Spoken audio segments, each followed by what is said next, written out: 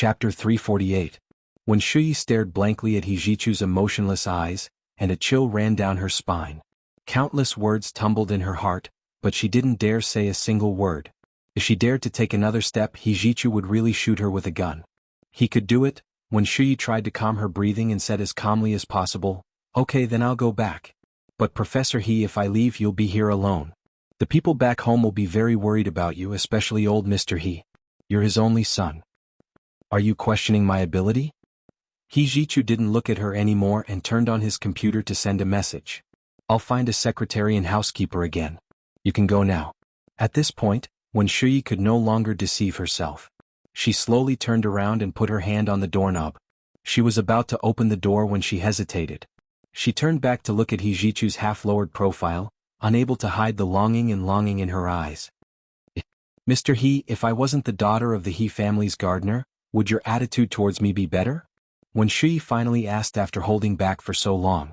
This question had been hidden in her heart for a long time, and she hadn't dared to ask it before.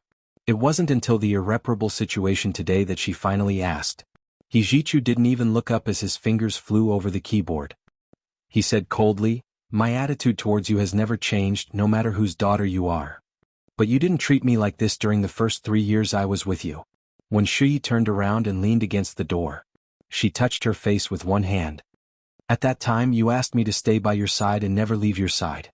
If you didn't see me for a while, you would look for me everywhere." Hijichu's typing hand paused. He said dryly, "You're mistaken. It was Auntie Chin who asked you to stay by my side, not me." "It was Auntie Chin?" When Shui froze. "It was really Auntie Chin? If you don't believe me, go back and ask her yourself." Hijichu was getting impatient. He pushed the keyboard away and looked up at her coldly. "Are you done yet?" When Shui wiped her tears. "Then I'm leaving. Take care, Mr. He." She finally opened Hijichu's office door and slowly walked out. She turned around and closed the door behind her. When Shui stood at the door of Hijichu's office and looked longingly at the place. She had personally decorated this place. From choosing the location to decorating to buying furniture and furnishing, she had done everything herself. Now she had to get out of here. When Shui walked to her office, Lawyer Jin's office was next to hers. When he heard the noise, he poked his head out to have a look and happened to bump into Wen Shui. "Lawyer Wen, may I ask if Mr. He has anything else to say?" Lawyer Jin asked with a bitter face. He had been dealt a heavy blow today and had lost all confidence. When Shui smiled at him and asked quietly, "You lost to Gunyenji again?" "It's not really a loss." Lawyer Jin rubbed his chin. "She came prepared. I underestimated her. Who would have thought that such a simple case would have so many inside stories?" "Yes, you're right. You didn't get your 20 years of experience for nothing. Don't be discouraged. I have high hopes for you." When Shui placed her hand on Lawyer Jin's shoulder and patted him gently. "I'm going to resign and go back home. Mr. He will definitely promote someone to be the executive director of the law firm. I will recommend you to Mr. He. At the same time, I will hand over all the administrative matters of the law firm to you. Are you free tomorrow and the day after?" "I only have 2 days to hand over the responsibilities." Lawyer Jin was stunned for a moment. He couldn't accept that a golden lump had suddenly fallen from the sky and hit him. "Why aren't you saying anything? You don't want to?" When Shui smiled and whispered, "Gunyenji is very likely to intern at our law firm. Don't you want to see what it's like to have her as your subordinate? To be able to order the person who had once defeated him around as his subordinate?" Just the thought of it was fascinating. However, Lawyer Jin only thought about it for a minute before saying, "That's not a good idea, is it? Gunyenji and I actually have no personal grudges. It's just a disagreement at work. Why would I want to mess with her?" When Shui was speechless. "I didn't ask you to mess with her. What are you thinking?" When Shui looked at him strangely. "I thought you would want to regain your confidence." Even Lawyer Wen could tell that he was doubting his life after being defeated by Gunyenji. Lawyer Jin crossed his arms and said thoughtfully, "That's not a bad idea. I can try." "Then it's a deal. I'll go back and write an email recommending you to be the executive director." When Shui turned around and went into her office to prepare for the handover, she was usually very organized and had a list of daily tasks. She sent it to Hijichu and also recommended Lawyer Jin as the executive director. Hijichu looked at Lawyer Jin's qualifications. He was indeed the most experienced among his own employees. He had also been a lawyer at JD Law Firm for many years. He had a good understanding of the domestic legal industry. Having him as the executive director would indeed make things easier and allow the sovereign law firm to quickly integrate into the Wuxia Empire's legal industry. He emailed back, "Okay." Wen Shuyi breathed a sigh of relief when she saw He Jichu's quick reply. She quickly sent Lawyer Jean a copy of her daily task list and scheduled a time to meet in her office tomorrow and the day after to prepare for the handover. Gu Nianji and Zhao Liangzi came out of the elevator to see Hua Xiaoheng's car still parked on the street. There was no traffic on the streets during the new year, so he could park on the street without punishment. After getting in the car, Hua Xiaoheng looked at her. "How did it go? Did Zhang Baochen agree?" "Yeah, he agreed to sign and also agreed to the auction. Anyway, he'll agree to anything as long as he can stay alive and not go to jail." Gu Nianji replied casually as she rubbed her temples. The car started and Zhao Liangzi turned around from the front passenger seat to ask Hua Xiaoheng, "Hua Xiao, Professor, he also went there. We met him at the elevator." "Really? Then he might have gone straight from the underground parking lot." Hua Xiaoheng propped an arm on the window and said thoughtfully, "I haven't seen anyone go up here."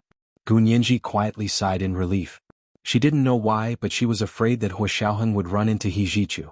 Last time at the Special Operations Forces headquarters, the tension between He Jichu and Hua Xiaoheng had already made her tremble in fear. She didn't want there to be a next time. When Shuyi and Lawyer Jean were busy for 2 whole days before they finished the handover.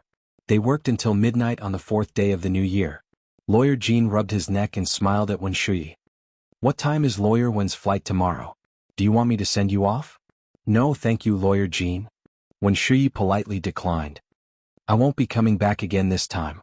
I have a few friends here who want to send me off." "Oh, that's good. Have a safe trip, Lawyer Wen." Lawyer Jean smiled and said goodbye in advance. Wen Shuyi smiled gently at him. She printed out the final items from the computer and handed them to Jean Dezhuang.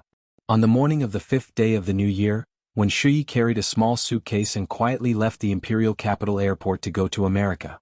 She would return to her hometown from there. As soon as Wen Shuyi left, the monarch descent law firm refused to take on the Zhang and Zhao families' cases. The Zhangs and Zhaos quickly lost. Zhang Baochen sold all the properties under his name and even handed over his bank savings to pay off his debts. He didn't even have a place to live now. Grandfather Hua heard about it and took a private car to Zhang Baochen's rented place to take a look. It was a 3-bedroom apartment with less than 100 square meters. It was much worse than the house Zhang Baochen's family used to live in. Zhang Wenna and Zhang Wenjie were not used to it. There was only a bed in their room and there wasn't even room to turn around. Zhang Wenna had so many designer bags, clothes and shoes but had nowhere to put them. They were all messily thrown under the bed. When Grandfather Hua arrived, Zhang Baochen's family was on the verge of tears. However, they didn't dare to act rashly in front of outsiders and respectfully called Grandfather Hua Chief. Grandfather Hua felt sorry for them but couldn't ask them to move back to the Hua residence. He could only secretly give Zhang Baochen a key. "Take it. I'll get someone to transfer the ownership to you after the new year. It's not a good idea to keep renting." Zhang Baochen was so touched that he wanted to wipe his tears. He asked, "Chief, what about my mother? You must save her. She's involved in too many things. There's nothing I can do." Grandfather Hua sighed. He really didn't expect Zhang Feng to have such a big appetite. She looked gentle and didn't fight for anything. Zhang Baochen knew he was in trouble and quickly begged Grandfather Hua. "Chief, my mother has been loyal to you for so many years and has been taking care of you with all her heart. No one will say anything if you speak up for her. If you don't say anything, your subordinates will be disappointed." Zhang Feng's unusual relationship with Grandfather Hua aside, she was officially Grandfather Hua's head nurse and had taken care of him for more than 40 years. Grandfather Hua could not just stand by and watch as Zhang Feng was convicted of the crime. She had done a lot of hard work even if she had not done much. "I'll go see her. But you have to know that I'm already retired. I can't help her anymore." Grandfather Hua had been trying to get Hua Xiaoheng and Hua Guanchen to vouch for Zhang Feng for the past few days, but both of them pretended to be deaf and dumb. Grandfather Hua was mentally and physically exhausted. It was the first time he showed signs of weakness in his old age. Zhang Baochen quickly nodded. "Let me go with you?" Grandfather Hua thought about it. "That's fine. You can come with me." Grandfather Hua brought Zhang Baochen to where the military police were holding the criminals to visit Zhang Feng. Grandfather Hua let Zhang Baochen visit Zhang Feng first. It had only been 4 to 5 days but Zhang Feng seemed like a completely different person. His previously dark hair had now turned white, and his fair complexion had turned yellow and dry without the daily maintenance of top-grade skincare products. His sparse eyebrows drooped over his eyes, and there were deep crow's feet at the corners of his eyes. His eye bags were even more obvious. "Mom, why do you look like this?" Zhang Baochun's heart ached. "Why is your hair so white? Did they torture you?" "No." Zhang Feng shook her head listlessly. "I didn't dye my hair. That's why I look like this." It was the second watch. "Dear friends, please cast your monthly votes and recommendation votes." What? Oh, and if... Oh. Chapter 349. Zhang Feng was in her 60s. When she wasn't locked up, she would go to the imperial capital's most famous beauty salon twice a week for regular maintenance. She took care of herself from head to toe, not a single hair out of place. She used to look like she was in her early 50s. If it wasn't for grandfather Hua's disdain for plastic surgery, Zhang Feng would have done a knife to her face just to retain some of her youthful look. Now she looked like she was in her 70s and had aged tremendously. However, she wasn't in the mood to look at herself in the mirror. Seeing Zhang Baochun come to see her, she grasped at straws and asked, "How are you? I heard something happened to Deshang Industries and we lost all our shares." Not only did they lose their shares, they had already spat out everything they had swallowed all those years ago. Zhang Baochun couldn't help but complain, "Mom, what did you and Hui do? Deshang Industries suffered a huge setback and caused me to go bankrupt. If it wasn't for the chief giving me an apartment, I would have had to rent." "What? How could Deshang Industries cause you to go bankrupt?" Zhang Feng was shocked. "Zhao told me that he would only take the shares and not take any other risks." Zhang Feng had been locked up and hadn't been interrogated yet, so she didn't know what had happened outside. Zhang Baochun laughed bitterly. "Mom, you didn't know? Deshang Industries' military supplies business was suspected of committing crimes, but the military let me off the hook and didn't press charges if I paid up the money. So I sold all the properties under my name, and with my savings in the bank, I managed to gather over 200 million. At least I won't have to go to jail." "What? You sold all your properties?" Zhang Feng couldn't stop screaming. Her face was ashen and her hands were stretched out like chicken claws. The veins on the back of her bony hands were popping out like earthworms. She was extremely agitated. Number 38. Watch your emotions. If you keep screaming, you won't be allowed to see guests. The female prison guard saw that something was wrong and shouted at Zhang Feng. "Mom, what are you screaming for?" Zhang Baochun quickly lowered his voice. "Everyone's looking over." Zhang Feng panted heavily, her eyes red as she stared at Zhang Baochun. "You idiot. They asked you to pay them back and you did it? You don't even want to go to court. How scared are you of going to jail?" "I don't want to go to jail." Zhang Baochun objected subconsciously. "I don't want to go to jail even if I have to go bankrupt." "You idiot. I'd rather go to jail than go bankrupt." Zhang Feng was furious. "Looks like I've protected you too well. You have no idea what it's like to be poor." "Mom, don't think about this. Anyway, it's already been sold. Besides, the chief has already given me a house. It's very spacious for our family of 4.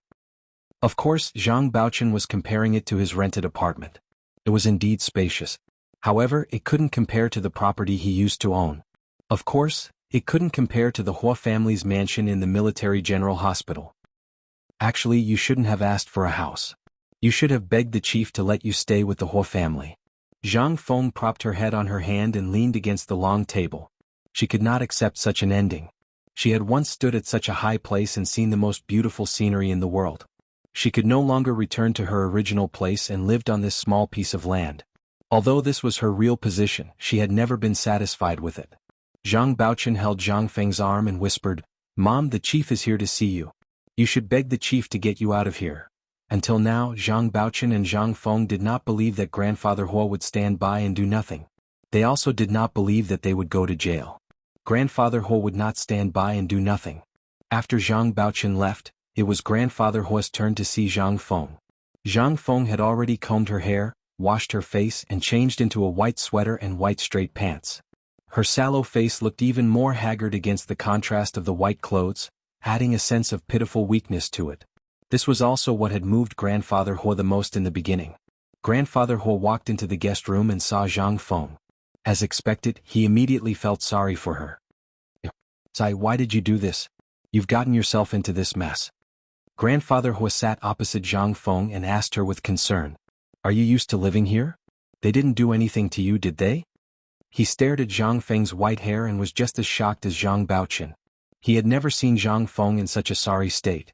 He remembered the first time he saw her was when he had just been promoted to lieutenant colonel. He had been hospitalized for half a year due to his unwell body. When he was discharged, Zhang Feng was sent to be his private nurse to help him recover. The young nurse was wearing a snow-white nurse uniform. She stood behind him obediently like a shadow, obedient and obedient. At that time he didn't even care about her, only his wife. His wife, Xie Zian, was a beauty that everyone complimented. Her intense beauty was like strong alcohol, intoxicating with just one sip. The couple had a great relationship and had 2 sons.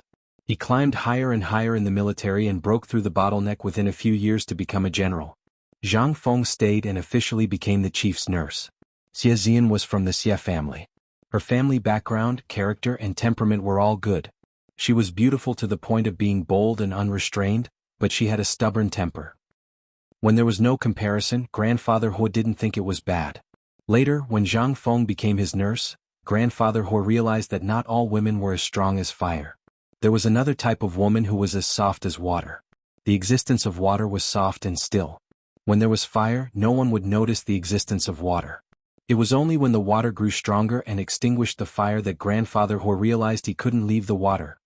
He looked at the terrified Zhang Feng with a complicated expression and patted her hand. "Don't panic. I'll go talk to someone. No matter what, you've been my nurse for over 40 years. I won't sit by and do nothing." This was a matter of pride. He couldn't let anyone humiliate him. Of course, he couldn't just go and talk to her directly. He still needed He Xiaoheng to do it. Even He Guanchen might not be able to do it. Zhang Feng let out a long sigh. She was relieved as long as Grandfather He made this promise. As far as she knew, there was nothing that Grandfather He couldn't handle. "Chief, thank you. My family is very grateful to you." Zhang Feng looked at Grandfather He lovingly. Her sallow cheeks were flushed. "Do you remember that year when you visited Baochen's family at my maternal home?" Of course Grandfather He remembered. He had only visited Zhang Feng's maternal home once in his life. He had also helped the Zhang family move into a bigger house. Zhang Feng's father was so grateful that he and his wife knelt before him. Grandfather He was shocked and quickly helped them up. He tried to persuade them not to do this. Zhang Feng's father said stubbornly, "Chief, you are our family's savior. You deserve this." Zhang Feng's parents were considered Grandfather He's elders. After all, he had married their daughter and had a son with her. However, they treated him like an honored guest and didn't put on any airs as his in-laws. He had only met them once, but the scene of that meeting was deeply engraved in his heart. 16 years had passed and Zhang Feng, who had always been by his side, was about to go to jail. How could he face her parents? "Take care of your assets. Sell what you need to sell and pay back what you need to pay. See if you can gather the money." Grandfather He felt a headache coming on. "It's over $1 billion. How can you be so bold? I still have to pay back the money? But that's what we earned from doing business. We can't just take it all away just because the military says so, can we?" Zhang Feng saw that Grandfather He was still willing to help her and still had her in his heart. She grew bolder. "Elder He, I really don't have much money left.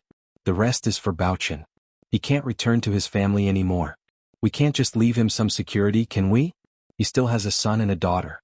Grandfather He frowned. "Then what do you want? If you don't pay back the money, are you really going to spend the rest of your life in jail?" It was even possible that she would be sentenced to death. Grandfather He just didn't say it out loud to avoid scaring her. Zhang Feng pursed her lips and shifted uneasily in her chair. She murmured, "Why don't you help me pay it back?" "Me?" Grandfather He was stunned. "I don't have that much money." "You don't have it, but Sister Xie's trust fund has it." Zhang Feng's eyes glistened with tears. Her voice was choked up. "Her trust fund's annual income is more than this. A rich person like her is thicker than our waists. As long as you give me a year's worth of income, you can help me. I'm not asking you to marry me, and I don't expect Baochen to return to his family. I just want to leave him some assets. This is the only thing I can give him as his mother." This was the first night watch. The guaranteed monthly votes for the suitors. And recommendation votes. The second night watch was still 7 p.m. "I hope my relatives will vote more." Wax. Chapter 350. "You're talking about Xian's trust fund?" Grandfather He was even more shocked. "Didn't I tell you before that I transferred the proceeds to Xiaoheng a long time ago? But according to the will, the proceeds should belong to you." Xiaoheng is so filial, he would return it to you as long as you ask. Zhang Feng said softly, her gaze gentle as she looked at grandfather Hua with admiration. Moreover, Sister Xie was so loving to you when she was alive, she wouldn't care about a little bit of money. A little bit of money? $1 billion is a little bit of money in your eyes? More than $1 billion Zimbabwean dollars? Grandfather Hua's brows gradually furrowed. Zhang Feng, have you lost your mind from being locked up? Zhang Feng smiled bitterly and shook her head. Her voice became even gentler. Elder Hua, I know $1 billion is not a little bit of money to you and me. I might only have that much money in my entire life. But Sister Xie is different. Her assets are uncountable. Just the annual income from the trust fund is already that much, isn't it? Think about it, after so many years, how much money would that be? Can you give me your share and help me return it to the military? That's all I have in my entire life. Grandfather Hua was stunned for a moment. He sighed heavily and closed his eyes. 16 years ago, your family of 5 to 6 people squeezed into a 2-bedroom apartment that was less than 50 square meters. Today you're telling me $1 billion is a little bit of money, and that you'll only have $1 billion in your entire life. Zhang Feng was uneasy. Her eyes twitched uncontrollably. She muttered softly, I'm saying this from Sister Xie's perspective, not myself. If I had as much money as she does, I would give it to you without hesitation. You're her husband, everything she has belongs to you. Yet you're so polite and refuse to use a single cent from her. If Sister Xie finds out in the afterlife, how sad would she be? Although Grandfather Hua had been biased for the past 16 years, he wasn't completely muddled. He glared at Zhang Feng and finally slammed the table as he stood up. That's enough. How many times do I have to say this? The trust fund was created with Xian's dowry. I'm already embarrassed that she gave me a portion of the profits. How could you ask for it? Zhang Feng didn't expect Grandfather Hua to still be so stubborn. She cried anxiously, Elder Hua, I don't have a choice. I know I shouldn't say anything, but what can I do when I'm poor? I can't really go to jail, right? If you don't want to go to jail, take out your own money to pay off the debt. It's not like you can't afford it. You're richer than me. Aren't you embarrassed to ask me for Xian's dowry? Grandfather Hua said coldly, do you want to spend the rest of your life in prison, or do you want to commit suicide? Decide for yourself. Grandfather Hua angrily left the Imperial Capital Military Police and took his own car home. Zhang Baochen didn't dare to walk with him, so he quietly turned back to look at Zhang Feng after Grandfather Hua left. Mom, how did it go with the chief? Did the chief agree? Zhang Baochen asked carefully because Zhang Feng's expression was very ugly, as if the conversation didn't go well. Zhang Feng lowered her head and clasped her hands in front of her. After pondering for a long time, she finally made up her mind. She asked Zhang Baochen to come closer and whisper in his ear. Keep in touch with the chief. If he agrees to lend me money to pay off the debt, then forget it and continue to keep his mouth shut. If the chief doesn't agree, you can threaten to reveal your identity. What? Zhang Baochen was shocked. That's not good, is it? With his age, anyone could tell that Grandfather Hua had an affair when his wife was still alive. Otherwise, how could he have an illegitimate child in his 40s when his wife had only passed away 18 years ago? I'm not asking you to really say it. Why are you so stupid? Zhang Feng couldn't help but poke at her son. Threaten? I'm talking about threatening. With Grandfather Hua's temperament, he values his reputation more than anything else, including relationships. I see. Zhang Baochen pondered. What if he doesn't agree? He'll definitely agree. Zhang Feng nodded confidently. Trust me, as long as you threaten to reveal your identity to the media, he'll give you any amount of money you want. Any amount of money? Zhang Baochen didn't think much of it. Although the chief has a high military rank, he doesn't have much money to spare with his dead salary. He doesn't have it, but his wife's trust fund does. Zhang Feng instructed her son in a low voice. Zhang Baochen was a little embarrassed and whispered, That's not the chief's money, can we take it? Of course we can.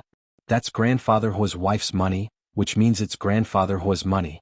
That's what we agreed on when we got married. So don't be afraid, just bide your time and observe the situation. If the chief goes around asking for help, don't mention it.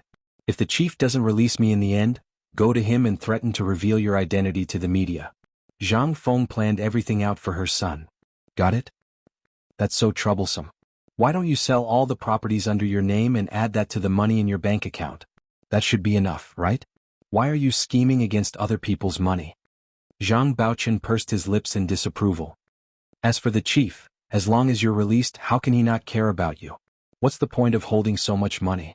I'm scheming against other people's money? Who am I doing this for? Zhang Feng was about to go crazy from her son's anger. I'm already so old, what's the point of having so much money? It's all for you, you heartless bastard. Zhang Baochen couldn't even lift his head from Zhang Feng's scolding. Mom, I was wrong, I'm sorry. He apologized sincerely to Zhang Feng and promised to do as she said. Zhang Feng nodded in satisfaction. You finally thought it through. Let me tell you, money isn't everything in this world, but you can't do anything without money. You have to remember that everything I do is for you and your 2 sons and daughters. Don't give money away carelessly. Zhang Baochen thought to himself, I don't even have money, how am I going to give it away? He chatted with Zhang Feng for a while before leaving the military police to go home. When he got home, he found grandfather Hua sitting in his house, talking to his 2 grandchildren, Zhang Wenjie and Zhang Wenna. These 2 kids grew up by grandfather Hua's side and were even closer to him than Hua Xiaoheng. Chief, have you eaten? Zhang Baochen asked sheepishly. Grandfather Hua glanced at him. Not yet, I was waiting for you. Waiting for me? Zhang Baochen was shocked. Waiting for me for what? Come back to the Hua residence with me. Regarding your mother's matter, we need Xiaoheng's help. Although grandfather Hua had spoken harshly to Zhang Feng at the military police station and rejected her outright, he thought about it and decided to ask Hua Xiaoheng first for him to make a decision. Xiaoheng? Zhang Baochen shrunk his neck. You won't want to see us. Don't be a coward. Grandfather Hua felt bad seeing him like this. He's your nephew. If you have any difficulties, just tell him. How would he know you need help if you don't beg him? But? Zhang Baochen scratched his head.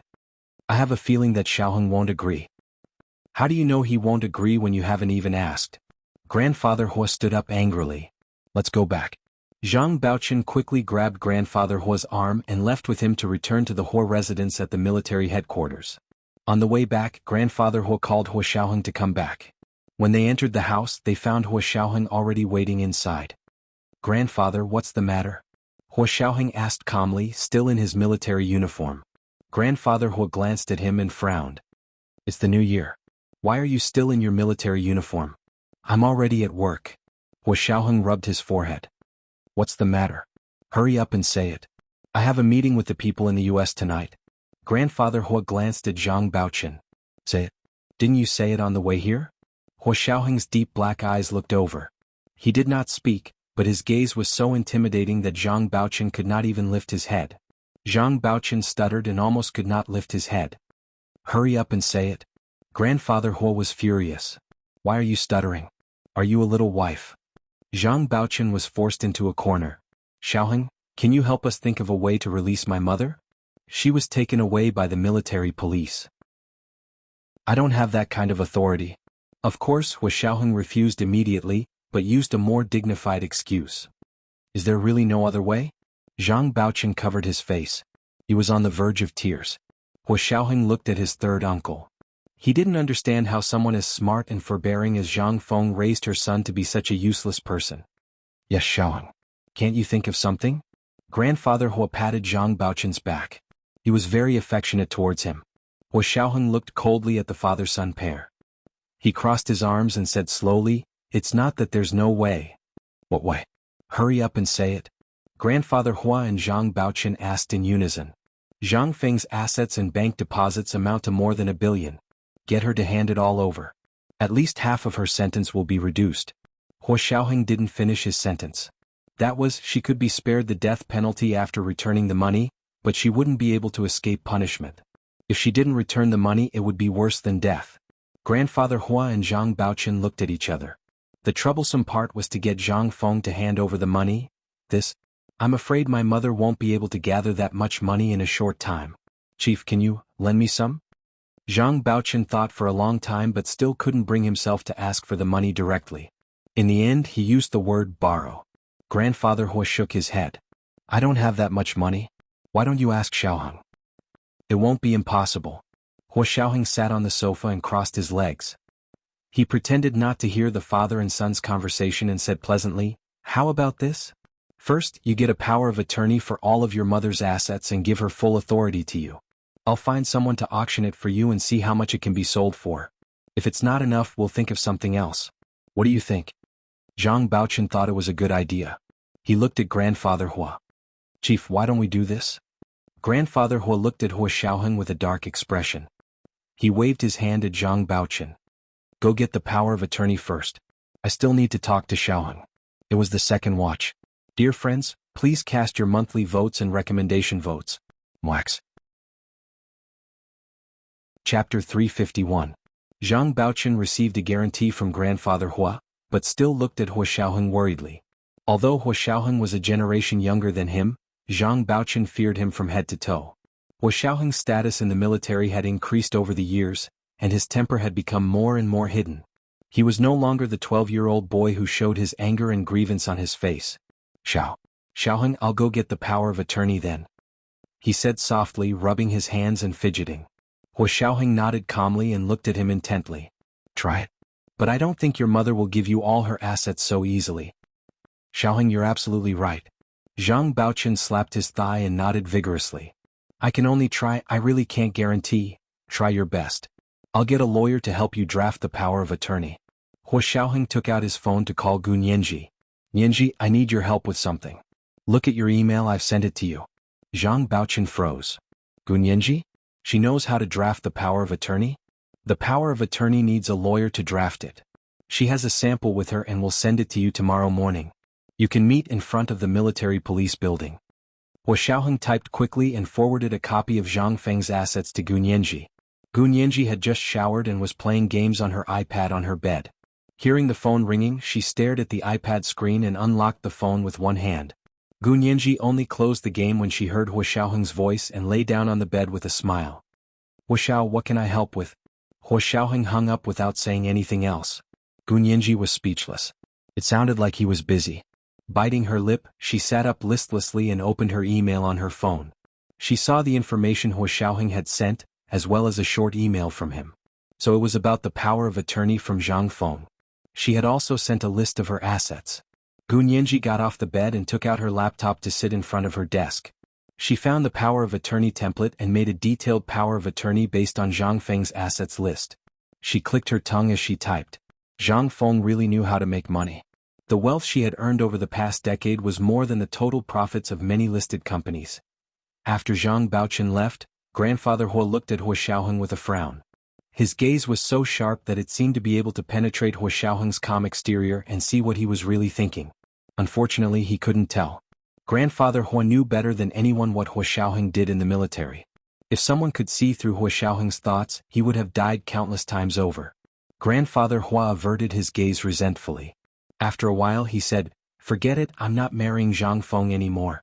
You can stop now." Hua Xiaoheng still looked indifferent. He took out a pack of cigarettes from his trouser pocket and lit one for himself. He mumbled, "Grandfather, what are you talking about? I didn't hear you clearly." "I said I won't marry her. Are you satisfied now?" Grandfather Hua stood up abruptly. "I didn't expect you to be so heartless. Not only are you heartless to your enemies, you're heartless to outsiders and you're heartless to your own family." Hua Xiaoheng held the cigarette in one hand and rested the other on the sofa. His legs were still crossed and his posture hadn't changed at all. He flicked the ash off his cigarette and looked straight into Grandfather Hua's eyes. "Grandfather, you can't wrong me. I've always been as warm as spring to my family and friends. Go ask them and see if they're unhappy with me." "You're warm?" Grandfather Hua was furious at Hua Xiaoheng's nonchalant attitude. "Do you need me to say it? You've never looked Zhang Feng in the eye, never treated Baochen like an elder and treated Wenna and Wenjie even worse. What's so bad about them? Why are you treating them like this? If I hadn't said I wanted to marry Zhang Feng, their family wouldn't have to go through such an undeserved disaster." Hua Xiaoheng's fingers trembled, and a bit of hot cigarette ash landed on the back of his hand. It hurt, but he didn't care. He put out the cigarette in the ashtray, stood up, and looked at Grandfather Hua at eye level. "Grandfather, there are two fatal mistakes in what you said. First, the Zhang family isn't my family. You can't use that to criticize me. Second, what happened to Zhang Feng has nothing to do with whether you want to marry her or not." "Really? I don't believe you." Grandfather Hua clenched his fists and shouted at Hua Xiaoheng. "You think I'm old and can't see through your tricks? Of course it doesn't matter." Hua Xiaoheng spread his hands and said word by word, "Because regardless of whether you marry her or not, Zhang Feng will definitely get into trouble and go to jail." "You?" Grandfather Hua was furious. He raised his hand high and wanted to slap Hua Xiaoheng's face. Hua Xiaoheng put his hands behind his back and straightened his back in front of Grandfather Hua. He didn't even flinch. Grandfather Hua looked at Hua Xiaoheng's eyes that were almost identical to Xie Xian's and couldn't bring himself to slap him. Xiaoheng, why do you hate Zhang Feng so much? Grandfather Hua slowly put his hand down and rubbed the sofa behind him before sitting down slowly. She's never done anything wrong to you all these years and has never said anything bad about you in front of me. Instead, she often praises you in front of me. Hua Xiaoheng hurriedly raised his hand to stop Grandfather Hua from continuing. Stop. Grandfather, I'm not interested in what happened between you and head nurse Zhang. I don't want to hear the details of your daily interactions. But you have to give me a reason, right? You were too cruel this time. Zhang Feng will never be able to make a comeback for the rest of her life. Grandfather Hua's heart ached at the thought of Zhang Feng's haggard and helpless appearance. After all, she had been by his side for so many years. She took care of him, but didn't he also take care of her? She's been arrogant for most of her life. It's enough. Hua Xiaoheng was unmoved. Turn over a new leaf in prison and work hard. On the day she dies, I'll get Zhang Baochen to collect her body. That's as far as I can help her. You want her to spend the rest of her life in prison? Grandfather Hua was shocked and angry. Do you have to be so cruel? It's not that I want her to spend the rest of her life in prison. It's her own fault. She deserves it. Hua Xiaoheng took a step forward and stood in front of Grandfather Hua. Did I ask her to collude with Zhaoda to embezzle money from the military supply business? Did I ask her to set up a shell company in Italy to launder money? You know better than me what her family situation was like back then. But in just a decade or so, she has a net worth of over $1 billion. If you don't get rid of this parasite, will you let it tarnish your reputation? Grandfather Hua's heart softened when he heard that Hua Xiaoheng was still thinking about his reputation. After all, he was the eldest grandson he was most proud of and the most promising. Although he was angry at him, it wasn't to the point where he would break ties with his grandson just for Zhang Feng. She's gone too far this time. I went to see her and told her that she has to pay the money back. Grandfather Hua paused and glanced at Hua Xiaoheng. He asked tentatively, if she auctions all her assets and it still isn't enough to pay the debt, can you help her pay it back? Hua Xiaoheng was speechless. At that moment, Hua Xiaoheng was glad that his grandmother had passed away long ago and didn't have to face such an embarrassing and painful situation. His grandmother must have hated him as much as she loved him back then. As for Hua Xiaoheng, he had been carrying out missions in the military all these years and had experienced countless struggles and trials on the line between life and death. His tolerance was also much higher. Hearing his grandfather's unreasonable question, he was still able to remain calm. Hua Xiaoheng heard himself still brushing off Grandfather Hua. We'll talk about it after all the assets are auctioned. I'm only responsible for helping the military recover the losses. Other things are not under my jurisdiction and I can't do anything about it.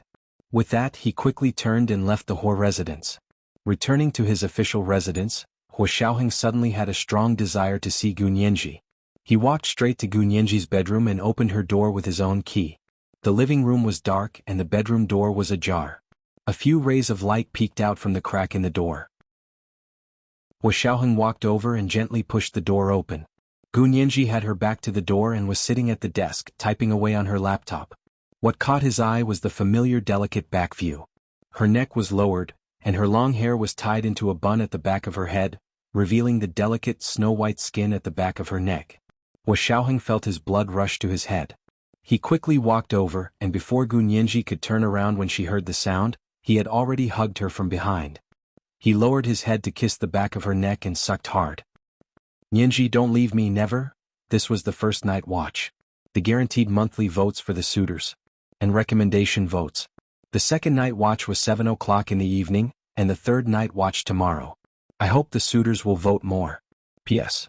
Thank you, President Enigmayangsi, for your gift yesterday. Moi. Chapter 352. Hot breath assaulted her from behind, and Hua Xiaoheng's deep and magnetic voice whispered in her ear. Gunyanji had never heard Hua Xiaoheng say something so emotional. She froze and trembled uncontrollably. Her long-desired wish had finally been fulfilled, and she couldn't believe her ears. Was this what it felt like to be loved and loved? Gunyanji tried to turn around, but Hua Xiaoheng hugged her tightly, his broad chest almost burying her entire body. She wanted to hug Hua Xiaoheng again, but he lifted her up from the chair by the waist. With a twist of his arm, he spun her around to face him. Hua Xiaoheng sat down on the soft chair she had been sitting on, placed Gu Nianji on his lap, and leaned over to kiss her. Gu Nianji was shackled in his arms and couldn't move. This was the first time she felt the difference in strength between a man and a woman. And Hua Xiaoheng was much stronger than the average man. She couldn't resist at all in front of him. When he didn't want her to have the ability to move, she could only obediently be controlled by him. Gu Nianji's legs were separated, and she straddled Hua Xiaoheng's lap. She wrapped her arms around Hua Xiaoheng's neck and raised her head to kiss him. He had already forcefully sucked the tip of her tongue all the way to his lips. His lips were tightly pressed against hers, and he rubbed them inappropriately. Hua Xiaoheng's kiss was stronger than before, and Gu Nianji soon felt her lips hurt from his kiss. She couldn't help but cry out. Hua Xiaoheng paused for a moment, then kissed her even more forcefully. It was like the tide crashing against the shore, wave after wave. Gu Nianji's lips went from stiff from nervousness to trembling from slight pain, and then numb and swollen. She thought her lips must be swollen from his kiss, but she didn't want to retreat at all. Instead, she responded to his kiss even more passionately. She could feel that Hua Xiaoheng was different from before, but she couldn't tell exactly what was different.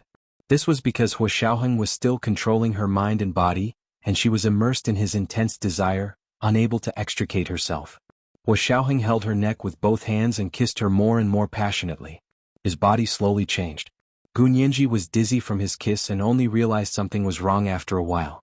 She desperately wanted to move back, not wanting to touch something she shouldn't touch. Perhaps because she was struggling too hard, Hua Xiaoheng gradually stopped kissing her. He pressed his head against hers and said hoarsely, "Don't move. I'll be fine after a while." Gu Nianji couldn't move even if she wanted to. She was only trying hard to move.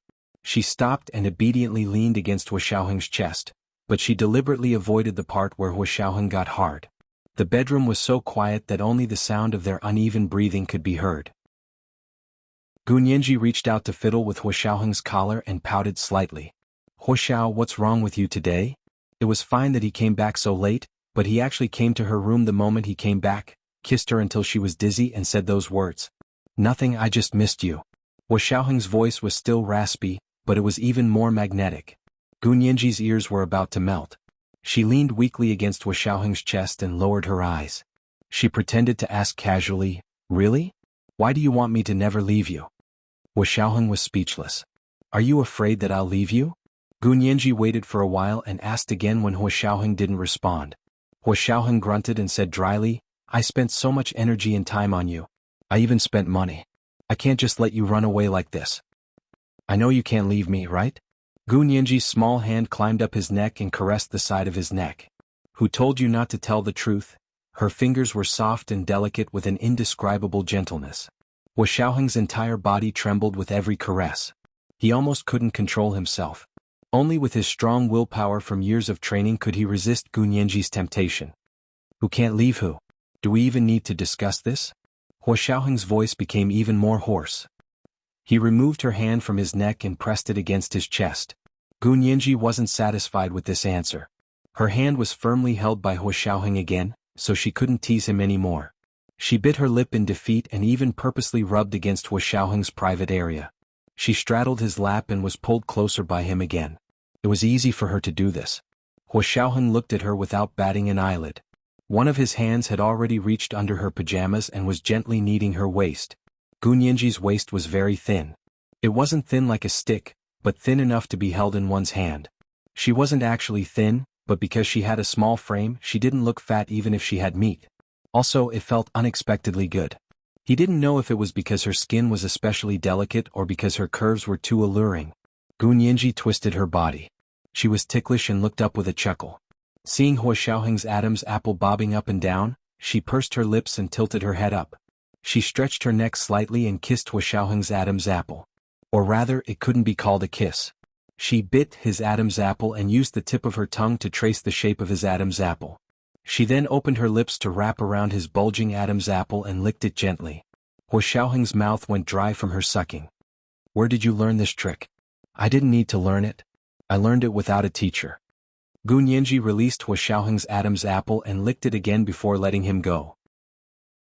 It wasn't that she wanted to let him go, but she was shocked by the sudden increase in hardness under his body. Gu Nianji released his Adam's apple and Hua Xiaoheng could breathe normally. He had never thought that his Adam's apple was actually one of his sensitive spots. Hua Xiaoheng instinctively touched it. However, Gu Nianji had already lowered her eyes to look at the large bulge between Hua Xiaoheng's legs in a daze. What are you looking at? Hua Xiaoheng looked down to follow her gaze. He wanted to tease her. Gu Nianji glanced at it and then looked away. However, not long after she looked back again. It was like there was some kind of magic there that attracted her gaze. No matter where she looked, she couldn't help but look back. What the F***ck, Gu Nianji was very upset, but she couldn't control her gaze. She had no choice but to make up her mind and throw herself at Hua Xiaoheng. She whispered in his ear. What does it look like down there? Can you let me see? Hua Xiaoheng didn't expect Gu Nianji to make such a request. He smiled and began to tease her. Where is that? It's here? Gu Nianji reached out with a slender finger and pointed at his hard spot. Hua Xiaoheng quickly grabbed her hand to stop her from doing anything rash. He warned her in a low voice. That's enough. I'll just take a look. Gu Nianji's voice was very soft and delicate. It was like a feather caressing his ear. A numb and trembling feeling spread from his earlobe. Hua Xiaoheng still insisted. No. Why not? I've always been curious. Gu Nianji bit her lip and used her other hand to quickly poke him through his pants. It was extremely hard, as if a piece of iron was hidden there. She couldn't imagine how a human's body could become so hard. I'll show you later. Hua Xiaoheng said perfunctorily. He felt that their conversation was beginning to develop in a strange direction. However, the good thing was that the depression he felt when he first came in had unknowingly dissipated. She could always make him happy in just the right amount of time. Gu Nianji refused to give up. She threatened. Then I'll go online and look for pictures to see. Hua Xiaoheng twisted her waist and used force to force her to fall back. His voice was threatening. Look for pictures on the internet? You can try. It was the second watch. Everyone hurry up and vote for me. Mwah. Oh, and if. Oh. Chapter 353. Gu Nianji could hear the threat in Hua Xiaoheng's words, but she wasn't afraid this time. Perhaps it was because Hua Xiaoheng's rare display of his sincerity had satisfied her and stopped worrying about personal gains and losses. Or perhaps it was the natural expression of her true feelings. Gu Nianji looked up at him with a smile. Are we threatening each other? We can even hurt each other. Do you want to? Hua Xiaoheng removed his hand from her waist and gently patted her butt. Although he didn't use much strength, it still caused a series of ripples. It was incredibly soft. The feeling was too good. His hand actually paused for a moment before he wanted to leave. Gu Nianji's reaction was especially fast. She quickly raised her arm and covered the back of Hua Xiaoheng's hand to block his escape route. Didn't you want to hurt each other? Continue. The area where Hua Xiaoheng's palm was pressed was so hot it was about to burn. She blushed and continued to press down on Hua Xiaoheng's hand. She ignored his faint struggle and refused to let go. A pair of big eyes were half closed. Her eyes were like limpid autumn water, and under the light, there seemed to be ripples in them. Hua Xiaoheng looked away and stopped looking at Gu Nianji's eyes. He didn't expect Gu Nianji to react so quickly. He only punished her a little and she took advantage of it. Looking down, he saw his large hand being pressed down by a small, snow-white hand. On the other side of his palm was the soft but he had just patted. Hua Xiaoheng's heart skipped a beat. His body clamored for more, but he still sat straight on Gu Nianji's chair and didn't move. He allowed his desire to explode. His breathing was light and heavy, and Gu Nianji felt an indescribable sense of arousal when she heard it. She waited for a while, but Hua Xiaoheng didn't move at all. She couldn't help feeling discouraged. Letting go of Hua Xiaoheng's hand, she turned to put it on his shoulder to support herself and planned to get off his lap. Hua Xiaoheng held her waist tightly. Where are you going? You won't let me see. What's the point of me sitting here? Gu Nianji deliberately expressed her displeasure and intentionally looked away, but the corner of her eyes kept staring at Hua Xiaoheng's indescribable body part. Her soft voice and expression were like a small hand plucking at his heartstrings. He knew that he shouldn't indulge her. If this kind of unreasonable request happened once, there would be a second time. In the end, it would develop to the point of no return. Based on his usual attitude towards Gu Nianji, he should have sternly rejected her or diverted her attention. But tonight, he could not refuse any of her requests. You really want to see it? Hua Xiaoheng whispered into Gu Nianji's ear.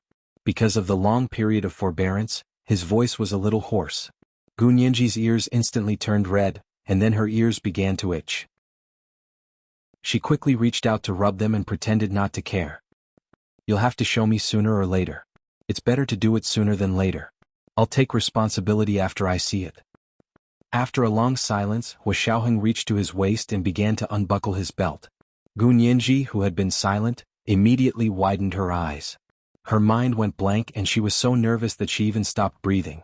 Her heart pounded against her eardrums, and all she could think was, I'm going to see it.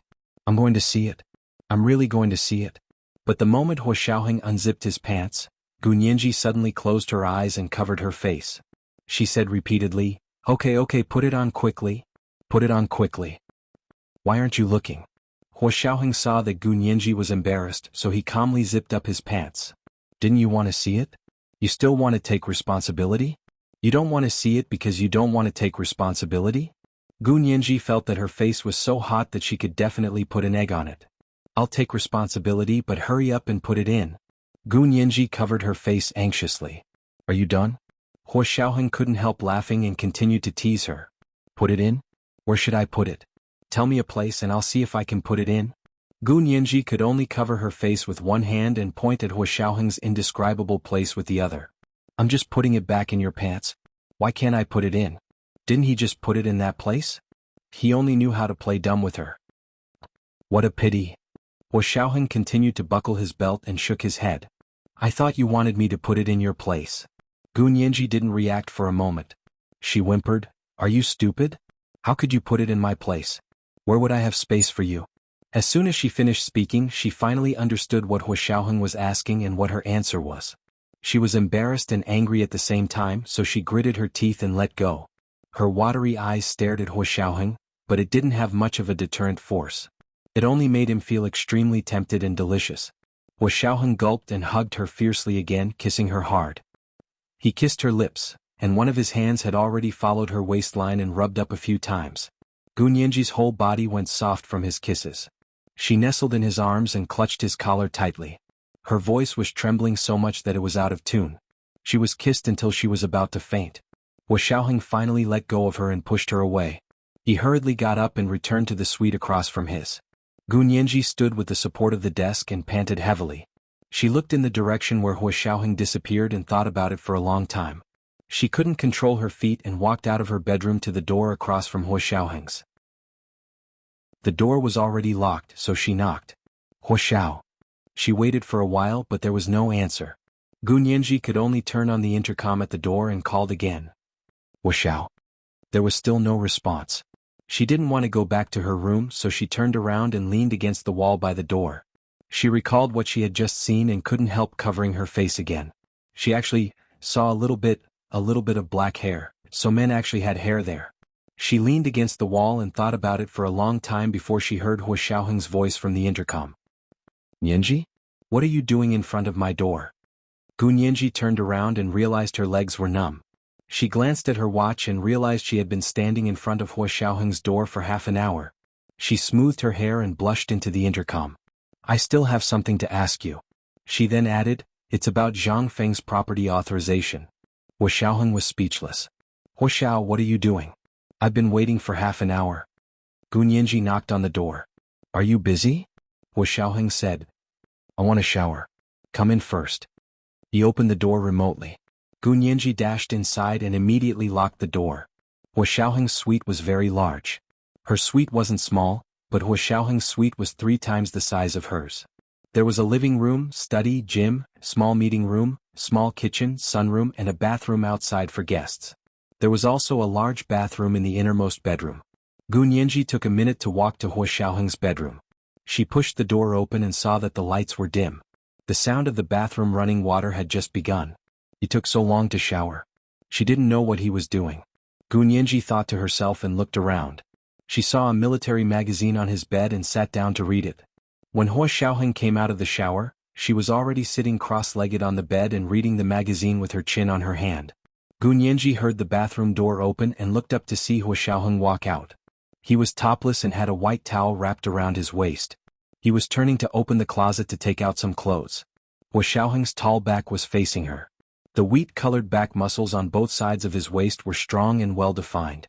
Her former college roommate, Little Temptress, had told her that the muscles here were commonly known as the Triscato. The stronger they were, the more capable they were. Gu Nianji's face turned even redder. She felt like her head was about to explode from all the messy thoughts in her head. She quickly got up from the bed to leave. Hua Xiaoheng reached out to grab her. "Where are you going? Didn't you say you wanted to talk about the power of attorney?" "I'm sleepy. We'll talk about it tomorrow. I'm going back to sleep now." Gu Nianji's eyes darted around. She tried her best to raise her head and not look below Hua Xiaoheng's waist. Although it was also wrapped in a towel and she couldn't see anything, Gu Nianji couldn't stop her imagination from running wild. Hua Xiaoheng laughed. "You're really sleepy? Then why are you hugging my pillow? This is the first watch. I'm asking for monthly votes at the third watch today. And recommendation votes. Recommendation votes on Monday are very important, dear. The second watch is 1 in the afternoon and the third watch is 7 at night. I hope my dear friends will vote more. Moi." Chapter 354. What is pillow? Gu Nianji was confused, but when she looked down she was indeed hugging a pillow. She quickly turned around to throw the pillow onto Hua Xiaoheng's bed and fled in a panic. Hua Xiaoheng smiled at her back and didn't stop her. He went to the closet to get a black t-shirt and pants and changed into them. He then opened the door to the suite and turned on the lights in the living room before returning to the study to start work. Gu Nianji couldn't fall asleep in her bedroom. She tossed and turned in bed, occasionally looking at the light shining in from the door. It was the light from Hua Xiaoheng's room. Gu Nianji reached out and imagined the light falling on her palm. She gripped it gently, like she was holding Hua Xiaoheng's hand. Hua Xiaoheng turned on his computer to deal with a few emails, then looked at the progress of Zhang Feng's case. Although he knew it was the new year and most people didn't have work, he still felt it was too slow. He wanted to close the case as soon as possible. An hour had passed by the time he finished his work. Hua Xiaoheng drank a glass of water and went to see Gu Nianji. As soon as he entered her bedroom, he saw her quickly turn her back to him. Hua Xiaoheng knew she wasn't asleep yet, so he sat by her bed and adjusted her blankets. He asked her quietly, "Why aren't you asleep?" Gu Nianji's face was burning red. She had been fantasizing, and didn't expect the Prince Charming she had just fantasized about to come sit by her bed. The shock was too much. Gu Nianji, who had always been fond of dragons, retreated into her shell. "Why is your face so red? Are you sick?" Hua Xiaoheng touched her forehead with his hand. His movement was very gentle, only a touch, then he quickly left like a dragonfly skimming the water. Gu Nianji hated herself for not having the habit of turning off the lights to sleep. That way Hua Xiaoheng wouldn't be able to see her burning red face in the dark. She turned around to look at Hua Xiaoheng, her large eyes watery. She snorted softly, "I'm not sick. I'll fall asleep immediately." Hua Xiaoheng gazed deeply at her and touched her face. He wanted to say something but stopped himself. In the end he only turned off the lights for her. "Go to sleep. I'll keep the lights on and wait for you to fall asleep." After Hua Xiaoheng left, Gu Nianji hid under the blankets and thought, "Gu Nianji, you pervert, you're hopeless. Hua Xiao only wanted to kiss your lips, but you were thinking about his body. However, his back muscles were really sexy. I really want to wrap my legs around it. I can't think about it anymore. Sleep, sleep." Gu Nianji covered her head with the blanket and finally forced herself to sleep. She didn't sleep well. She woke up at 6 o'clock the next morning and couldn't go back to sleep. She had no choice but to wash up and go for a morning jog. In the winter morning the air was bone-chilling, but there was a hint of freshness in the cold. Taking a deep breath, the coldness in her lungs cleared her head. He had finally woken up from his dream last night. Gu Nianji started running. She ran 5 or 6 laps around the training track before she slowed down. Hua Xiaoheng came back from his morning exercise and saw Gu Nianji's tall figure as he passed the track. Her hair was tied up in a high ponytail, revealing her fair and full forehead. She was still panting because she had just run. Her small and exquisite nose flapped slightly, giving her a different kind of charm. Hua Xiaoheng didn't disturb her. He quietly watched her for a while under a tree on the side of the road before turning to return to his official residence. During breakfast he didn't wait for Gu Nianji. He quickly finished eating alone and went to work in the office building. When Gu Nianji returned from her run, only Song Jining was eating breakfast in the dining room. "Good morning, Auntie Song." Gu Nianji sat across from Song Jining and looked around.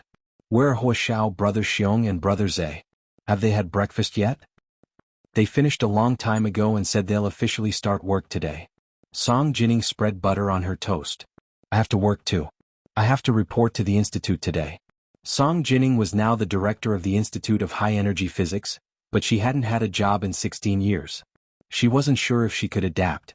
Gunyanji ate her milk and oatmeal and thought about it. She said to Song Jining, "If there's anything you're not used to, don't force yourself. You can tell me or tell Huashao directly. I'll tell him anyway." Song Jining nodded with a smile. "I'll definitely tell him. Nianji, I won't hold back. If I need your help, I'll definitely look for you." "I couldn't ask for more." Gunyanji nodded. "It would be my honor to help you." The two chatted happily and returned to their rooms to shower and change after breakfast. They both had to go out in the morning. Zhang Baochen also left early in the morning and waited in front of the military police building. He came earlier than his appointment with Gunyanji because he wanted to talk to Zhang Feng first. Seeing that he was back, Zhang Feng hurriedly asked, "Is there news? Are you here to take me home?" Zhang Baochen pursed his lips and coughed softly.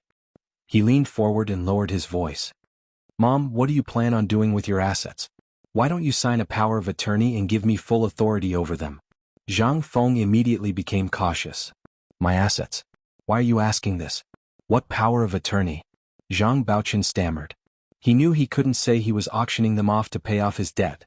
Zhang Feng would never agree to it if he did. In a moment of desperation, he blurted out, "Didn't you say you were doing this for me? Can't you give it to me now?"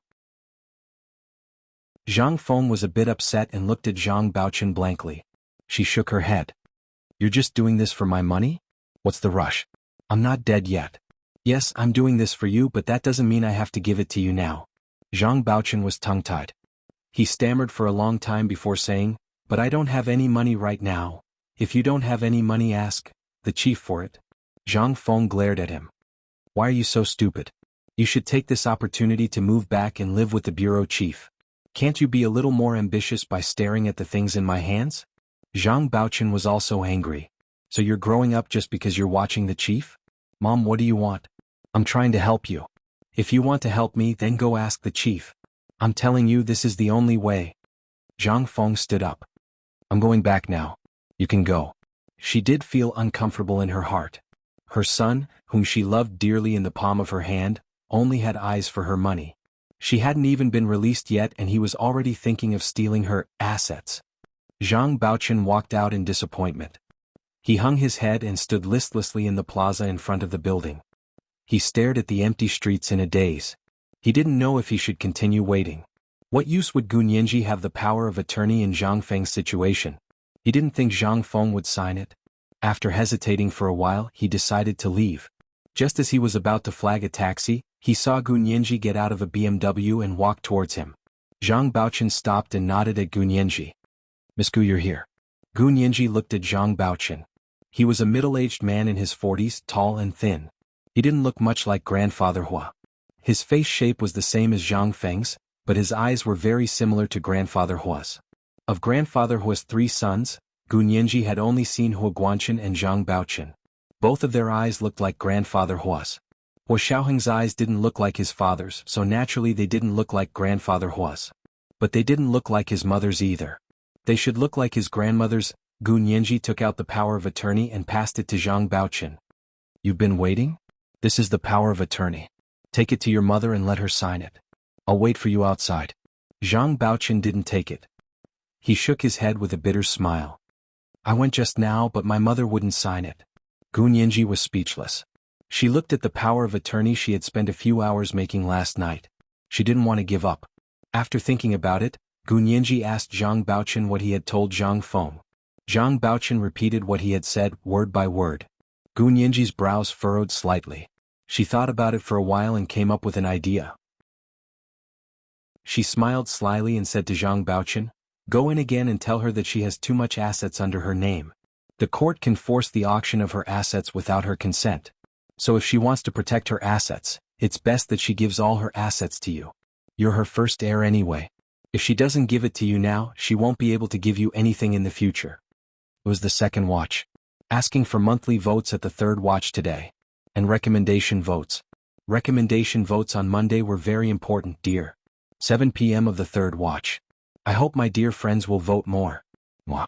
Oh, and if... Oh. Chapter 355. Give. Isn't that an authorization? Zhang Baochen was confused. She won't agree to it. You first make a more stringent request to get her to reject it, then make a slightly more stringent request. Gu Nianji could only explain to Zhang Baochen step by step, then she'll agree. Zhang Baochen didn't really understand. Are you sure this will work? Wait, I'll make another copy of the transfer of assets. You just have to add a few words to this authorization. Gu Nianji took out her laptop and opened the original document. She quickly saved it as a transfer of assets and deleted some of the terms of the agent. She reorganized it according to the template of a direct transfer of assets. Gu Nianji and Zhang Baochen took the flash drive and went to the military police building to get someone to help her print out the transfer of assets. Here, take these 2 documents to see your mother. Gu Nianji stuffed the 2 documents into Zhang Baochen's hands. Your mother won't be able to accept the transfer of assets first. Then you take out the authorization and say it's better to be safe than sorry. It's inconvenient for her to deal with her assets in prison, so you'll help her run errands outside. Not only will you need to use money, but if something goes wrong, you can deal with it immediately. You don't have to wait until you can see your mother to make a decision. That would really be too late. Zhang Baochen finally understood what Gu Nianji meant. He looked at the 2 documents and stuffed them into his briefcase. Then I'll try again. Zhang Feng saw Zhang Baochen for the second time today. She didn't want to see him at first, but Zhang Baochen told the prison guards that he had something important to discuss with her, so she came out reluctantly. What is it now? Zhang Feng was impatient. If it's about the assets, then don't talk about it. Zhang Baochen placed the transfer of assets on the table uncomfortably and muttered, Mom, it's like this. I thought about it outside and felt that I didn't explain the reason clearly and caused you to misunderstand. Misunderstand? Why would I misunderstand? Zhang Feng wanted to roll her eyes. She was on the verge of breaking down after 3 to 4 days in prison. Isn't it all about money? Zhang Baochen was furious now. Why did he have to run around outside and see people rolling their eyes at him? Wasn't it so that his mother wouldn't go to jail? But in his mother's eyes, it seemed that she really didn't care about going to jail. As long as she could keep her money, but the problem was, with her current condition, could she keep it? Gu Nianji's words reminded him that once Zhang Feng was sentenced, her assets would automatically be confiscated. Not only would she lose her money, but she would also be charged with refusing to voluntarily return her illegal gains. Did she really want to spend the rest of her life in prison? She didn't care, but Zhang Baochen cared, and so did his children. Is it good to have a grandmother in prison? He and Chen Shihui had always wanted their children to marry into a wealthy family. Now that Zhang Feng was in trouble, they would never be able to enter that social class again. Zhang Baochen frowned. Mom, all you think about is money. Have you ever considered that once you are convicted, your property will be judged by the court to be obtained illegally, and will be confiscated as well? Rather than having it confiscated at that time, you might as well give it to me now. Zhang Baochen pushed the document towards Zhang Feng. Just sign it. Otherwise, you won't be able to keep your money and you won't be able to protect yourself. Nonsense. Zhang Feng panicked. Her heart wrenched in pain and her face scrunched up. No, I won't be sentenced. Zhang Baochen didn't say anything.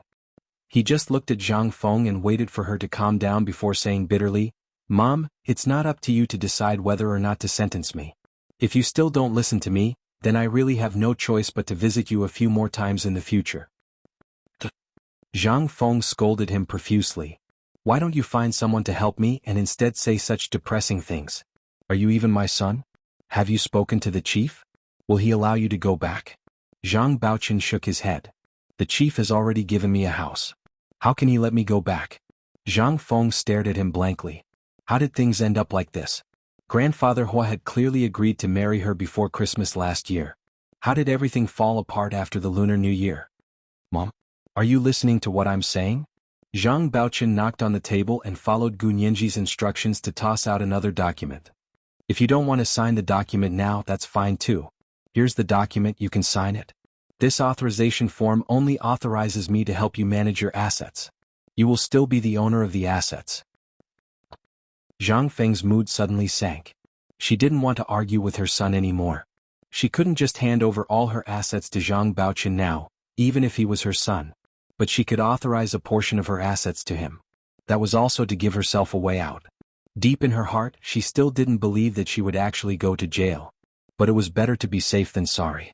So she gave half of her assets to Zhang Baochen as a form of insurance for Baochen's family. Zhang Feng looked down at the list of assets in the authorization form. She crossed out half of it and said to Zhang Baochen, Remove this half. I'll authorize you to handle the other half. Zhang Baochen thought about it. This was better than not signing at all. But the authorization form was messed up. He had to get a clean copy. Okay, I'll get someone to print another authorization form and bring it back for you to sign.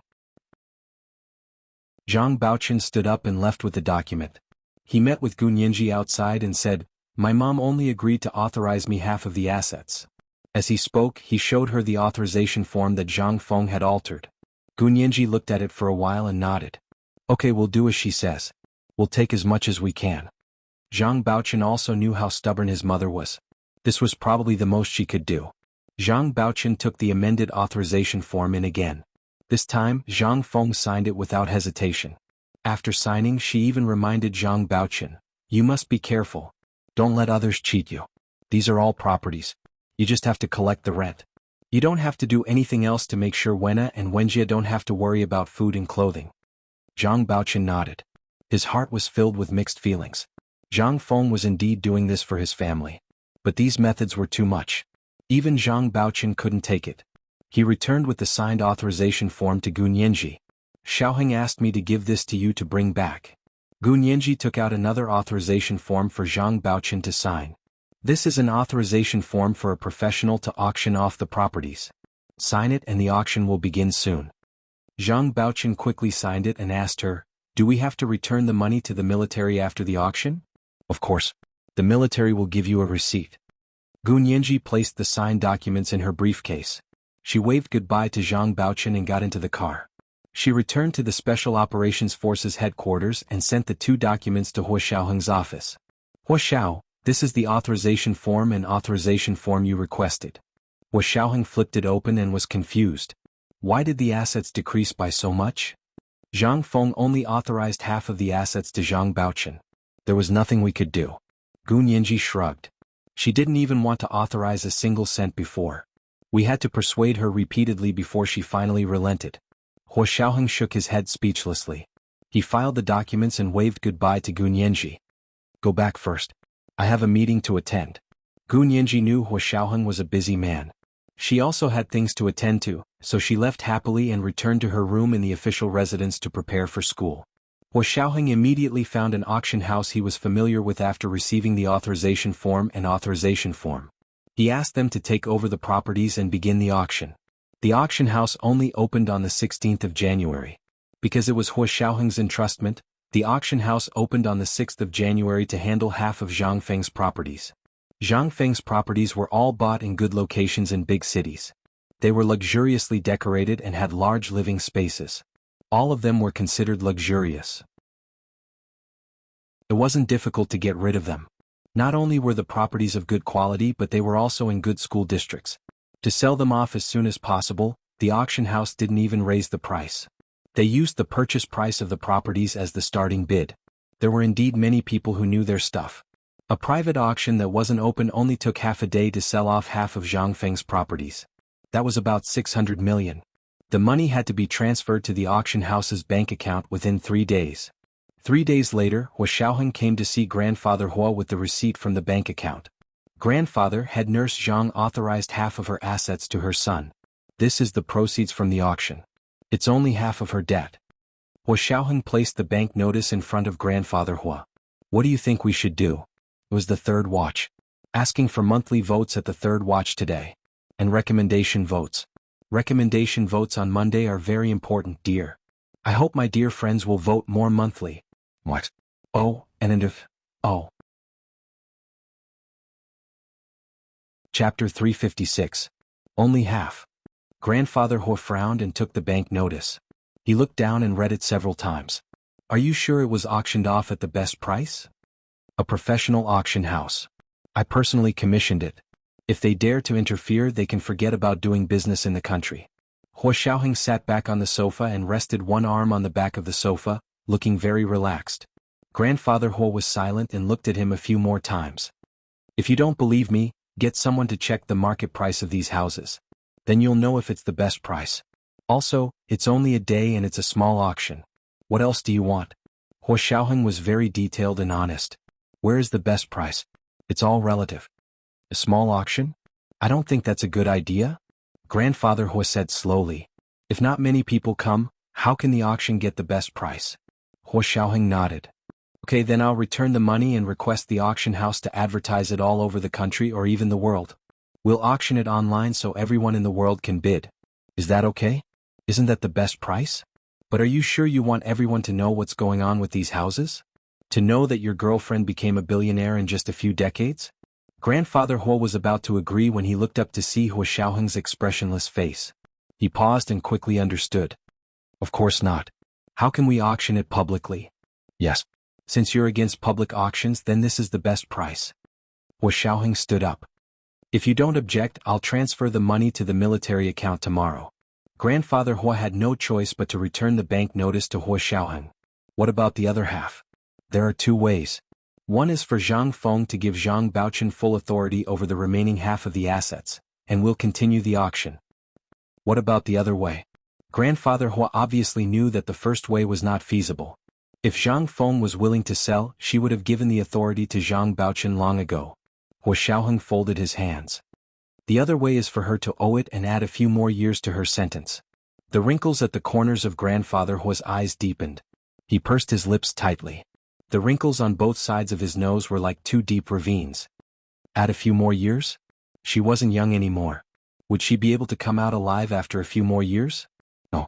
Grandfather Huo finally objected. Then what do you suggest? Huo Xiaoheng bent down to pick up his coat from the sofa and put it on. Why don't you go talk to head nurse Zhang and try to persuade her? But he couldn't meet Zhang Feng empty-handed. Old Master Huo thought about it and sighed. How about we do it this way? Xiaoheng returned the rest of the money to her. After this is over, I'll ask her to return the money to you. Are you sure? Huo Xiaoheng smirked. It's not a small amount of money. What if I lend it out and can't get it back in the future? No, she won't. She won't disobey my orders. Grandfather Huo assumed the posture of a general. That's settled then. You pay it back first. No. Huo Xiaoheng objected slowly. Unless head nurse Zhang uses the remaining half of her assets as collateral, then I'll help her pay off her debt. What's the difference between using the remaining half of her assets as collateral and using it herself? Grandfather Huo finally lost his temper. All these years, I've transferred all of your grandmother's funds to you without any change. Now you're not even willing to do me a favor? Grandfather. Huo Xiaoheng's expression darkened. You've finally spoken. I've been waiting for you to say something. Grandfather Huo's lips opened and closed. He wanted to say something but found that no words would work. I've been thinking about how far you and head nurse Zhang will go before you'll stop. Huo Xiaoheng shook his coat and put it on. Do I really want people to laugh at me for saying that the grandson pays the bills for the grandfather's women? Grandfather Huo was fuming with anger. He punched the back of the sofa. Nonsense. You make it sound so bad. What women? Is Zhang Feng one of those cheap women who can't even be seen in public? In my eyes, she can't even be compared to those cheap women who can't even be seen in public. Huo Xiaoheng raised his head. Those women at least know their place. But Zhang Feng doesn't even know how to spell the word shame. How can you say that about her? If your grandmother heard the grandson she raised speak ill of her, she wouldn't be able to rest in peace. Grandfather Huo almost pointed at Huo Xiaoheng's nose and scolded him. I've only ever told the truth. You can't say it's evil just because the truth isn't nice. If Huo Xiaoheng really wanted to argue, he would be as eloquent as Gun Yanji. Plus, he'd kept these words in his heart for a long time. He had to say it now. In this family, ever since grandmother fell ill, she became the mistress behind the scenes. After grandmother passed away 18 years ago, the Huo family changed their surname to Zhang. She pissed grandmother off. She used the Huo family's power to earn money, meddle with military supplies and launder money. She can't clear her name of any of these crimes. Huo Xiaoheng crossed his arms. His expression was cold. I already said I wronged her first. What could she have done wrong? Grandfather Huo had always been apologetic about this. If he hadn't gotten drunk that night, he wouldn't have had that one night with her. Everything that happened afterward was all because of that night. Huo Xiaoheng nodded. What do you mean? Because you were in the wrong first. She was an innocent girl from beginning to end. She didn't do anything wrong? Grandfather, you really treat her differently. You did make a mistake, but that doesn't change the fact that she was also in the wrong. Not only was she in the wrong, but she was also guilty. Are you scolding your grandfather by saying that? Grandfather Huo still tried to defend Zhang Feng. He pointed at his own nose and sneered. If your grandfather isn't a good person, what good are you? I also regret it, but I can't choose my birth. Just like how I can't change the fact that you and my father are my family. Hua Xiaoheng's words meant he was breaking ties with grandfather Hua and Hua Guanchen. Hua Guanchen stood at the door without saying a word. Seeing the grandfather and granddaughter arguing in the room, he finally opened the door and walked in. He said sternly to Hua Xiaoheng, "Xiaoheng, how can you speak to grandfather like that? Did I say something wrong?" If grandmother hadn't intentionally suppressed Zhang Feng when she was still alive, she would have exposed her affair with grandfather long ago. Father knows about it too. Hua Xiaoheng glanced at Hua Guanchen and turned to the stunned grandfather Hua. "Grandfather, did you think you could have kept this scandal a secret for so long with your methods? And to such an impeccable degree? Did you think that if this scandal had been exposed back then, you would still be able to climb to the position of second in command of the Supreme Military Council? You? What did you say?" Grandfather Hua felt as if he had been struck by lightning. His entire body stiffened. "You said that your grandmother, knew when she was alive, that, me and her, of course. If you don't believe me you can ask Zhang Feng yourself. She knows best." Hua Xiaoheng tried his best to control himself and spoke slowly. Ever since grandmother was bedridden, Zhang Feng started to give the game away in front of grandmother.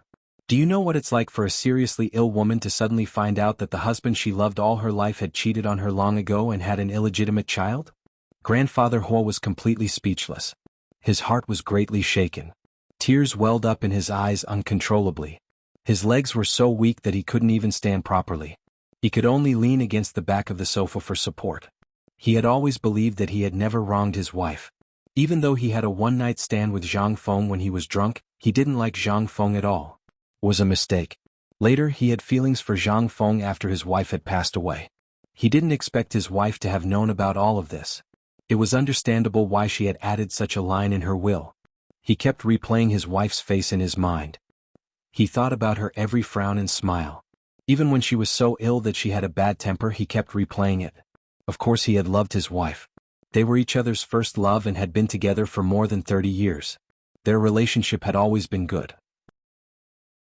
Until that year when she fell ill and Zhang Feng came between them.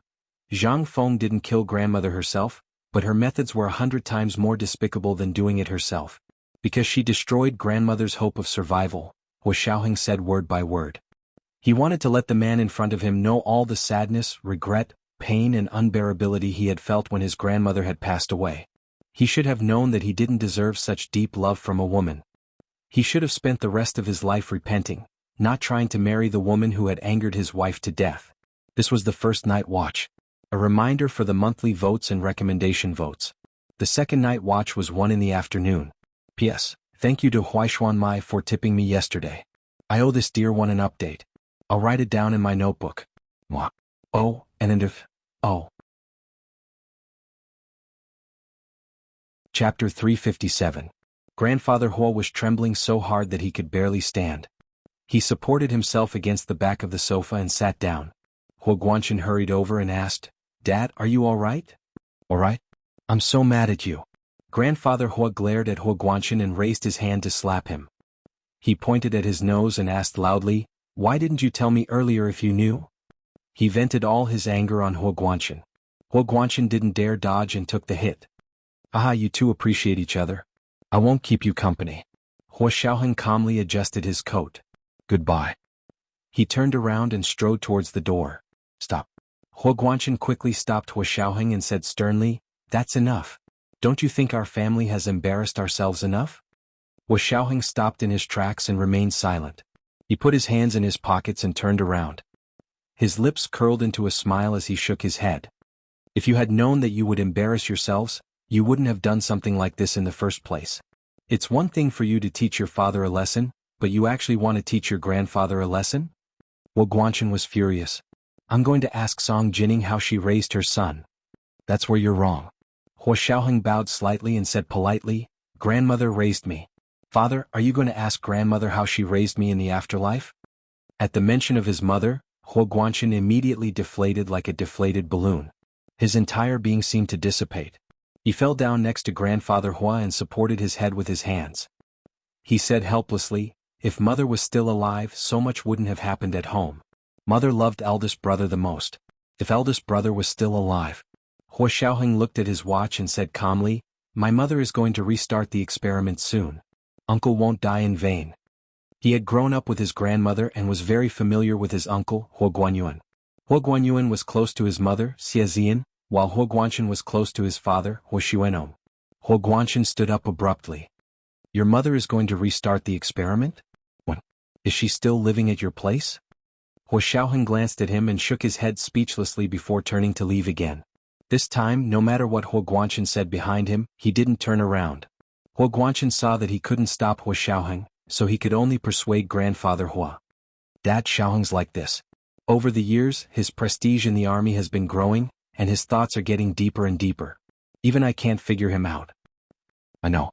Xiaoheng was promoted to Major General at such a young age and was the most promising in our family. He's smarter than Guanyuan and more tolerant than you, so his achievements are naturally greater than yours."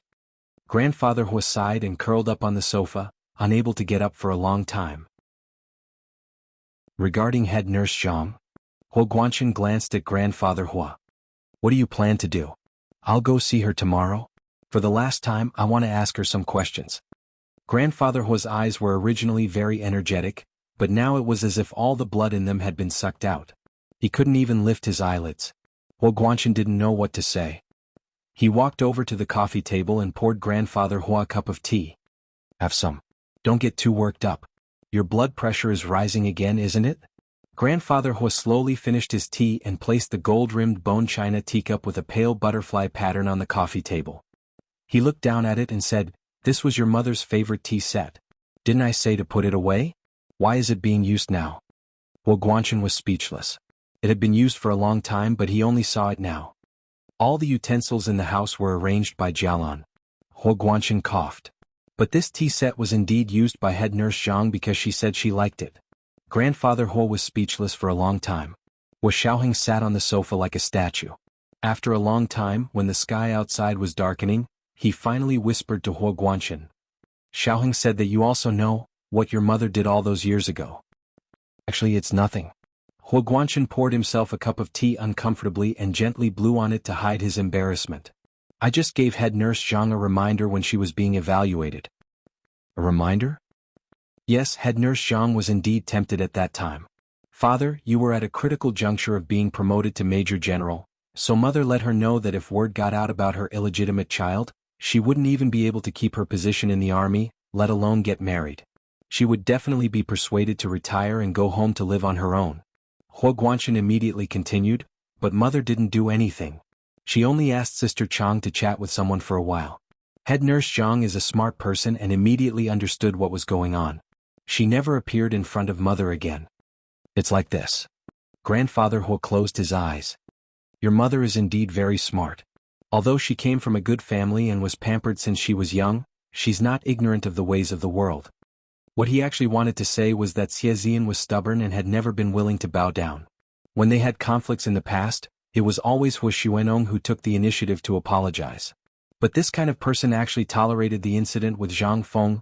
Grandfather Hua felt indescribably sad just thinking about it. "Father, don't be too sad. Mother is stubborn, and Xiaoheng has the exact same temper as his grandmother." Hua Guanshan comforted grandfather Hua. "It's been so many years since head nurse Zhang's incident. You already have a son and a grandson. Don't worry about it anymore." Time could not be turned back. Everything that had been done and said would leave a mark. Not to mention a living person. Grandfather Hua knew that he would never be able to rest in peace for the rest of his life. He stood up.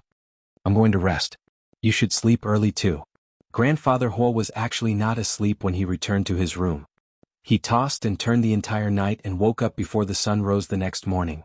He hurriedly ate breakfast and called for a taxi to take him to see Zhang Feng. Hua Xiaoheng received the news and personally followed behind to the reception room where the military police temporarily held the prisoners. When grandfather Hua met with Zhang Feng, Hua Xiaoheng had already ordered Zhao Liangzi to take over all the surveillance cameras in the reception room. If the two of them were to argue and bring up any inappropriate topics, he would be able to shut off the cameras in time. Grandfather Hua and Zhang Feng knew that their meeting was under strict control, but they did not know that Hua Xiaoheng was the person under strict control. "Half of your assets have been auctioned, but it's only enough to pay off half of the debt." Grandfather Hua sat down and looked at Zhang Feng. What do you plan to do with the other half? Auctioned? Why would it be auctioned? Who agreed to it? Zhang Feng couldn't stop screaming. That's for my son and grandchildren's living expenses. How could you be so heartless? Grandfather Hua's eyelids drooped as he said in a low voice, You think I'm heartless? Elder Hua, that money is for Baochen and his 2 children. Zhang Feng begged softly. Please, they don't have the Xie's backing like Xiaoheng. My parents are counting on me to make ends meet. They can't be relied on at all. Don't you have the other half? Grandfather Hua reminded her coldly. Can't you leave the other half for them? I can't give them the other half now. Zhang Feng's entire body ached at the thought of half of her assets being auctioned. She begged Grandfather Hua bitterly. Elder Hua, I beg you. I've never begged you in my life. You've begged me for many things in your life. Every time you beg me you have to say this. You've never begged me? Grandfather Hua raised his eyebrows. Zhang Feng, is your memory really that bad? Zhang Feng blushed at Grandfather Hua's words. The corners of her mouth twitched as she lowered her head and said sadly, I don't have anything. I only have you. I can only beg you. You only know how to make trouble for me, don't you? Grandfather Hua snorted coldly. Weren't you very scheming back then? You even purposely leaked information in front of Xian's bed. As he spoke, Grandfather Hua's voice turned cold. Zhang Feng, how dare you? Zhang Feng was shocked. She raised her head abruptly and covered her face. She stared at Grandfather Hua in shock and retorted instinctively, I didn't. You didn't? It's fine if you think I'm an idiot, but if you think Xian is an idiot, then you've miscalculated. Grandfather Hua's heart ached at the thought that Xie Xian, who was lying on the bed, already knew about him and Zhang Feng. Elder Hua, you have to save me. Zhang Feng saw that the situation was dire and began to cry. I only have you, I don't want to go to jail. I've been with you for so many years and I have a son. If you don't help me, I can't think of any other way. I can only what? Grandfather Hua slammed the table angrily. Are you going to tell everyone about the shameful things we did back then? Zhang Feng cowered and leaned back. She stammered, If you get me out, I won't tell anyone. In other words, if Grandfather Hua stood by and did nothing, Zhang Feng wouldn't let him have it easy either. She would expose everything that had happened between him and her. At this point, compared to Xie Xian's tolerance for the big picture, Zhang Feng was like a blood-sucking worm attached to him. Grandfather Hua looked at Zhang Feng's evasive gaze and wondered why he still wanted to officially marry this woman. He stood up and said in a hoarse voice, You're on your own now. If you dare to say anything, I'll be the first to deal with you. Elder Hua. Zhang Feng couldn't believe her ears. Hua Xuanong, who had taken care of her for more than a decade, was saying such heartless things to her. What's wrong? Whose rumors did you hear? They're all lies. I'm the only one who has your best interests at heart. Zhang Feng stood up and lunged forward to grab Grandfather Hua's sleeve across the long table. Have you forgotten what you said before? Grandfather Hua pushed Zhang Feng away without a word and turned to leave. At that moment, the door to the reception room opened. Hua Xiaoheng crossed his arms and leaned against the door frame with a flash drive in his hand. He shook his head at Zhang Feng. If it wasn't for me today, you would have made this public. It was the second watch. A reminder about the monthly votes and recommendation votes. Oh, and if... Oh. Chapter 358. Grandfather Hua was taken aback but quickly understood. He quickly glanced at the surveillance camera in the corner, then turned back to look at Zhang Feng before turning to leave. Elder Hua. You can't just leave me like this. Zhang Feng was truly frightened now. She wailed and tried to chase after him. Hua Xiaoheng turned around and closed the door, shutting out Zhang Feng's cries. Grandfather Hua stopped near the door and turned to look at him. He said disapprovingly, She's not that brave. She won't tell anyone. Hua Xiaoheng smiled. Then let's go. This matter ends here. I won't interfere anymore. You don't have to worry about it either. We'll see how the military decides. Zhang Feng had relied on Grandfather Hua's influence to not retire from the military despite her age, so she was still considered an active soldier. At the time, she only wanted to stay by Grandfather Hua's side. Last year, the military informed her that she could not delay it any longer and had to complete her discharge procedures. That was why she was in a hurry to marry Grandfather Hua, so that she could be with him for a long time. She didn't think that her years of planning would backfire.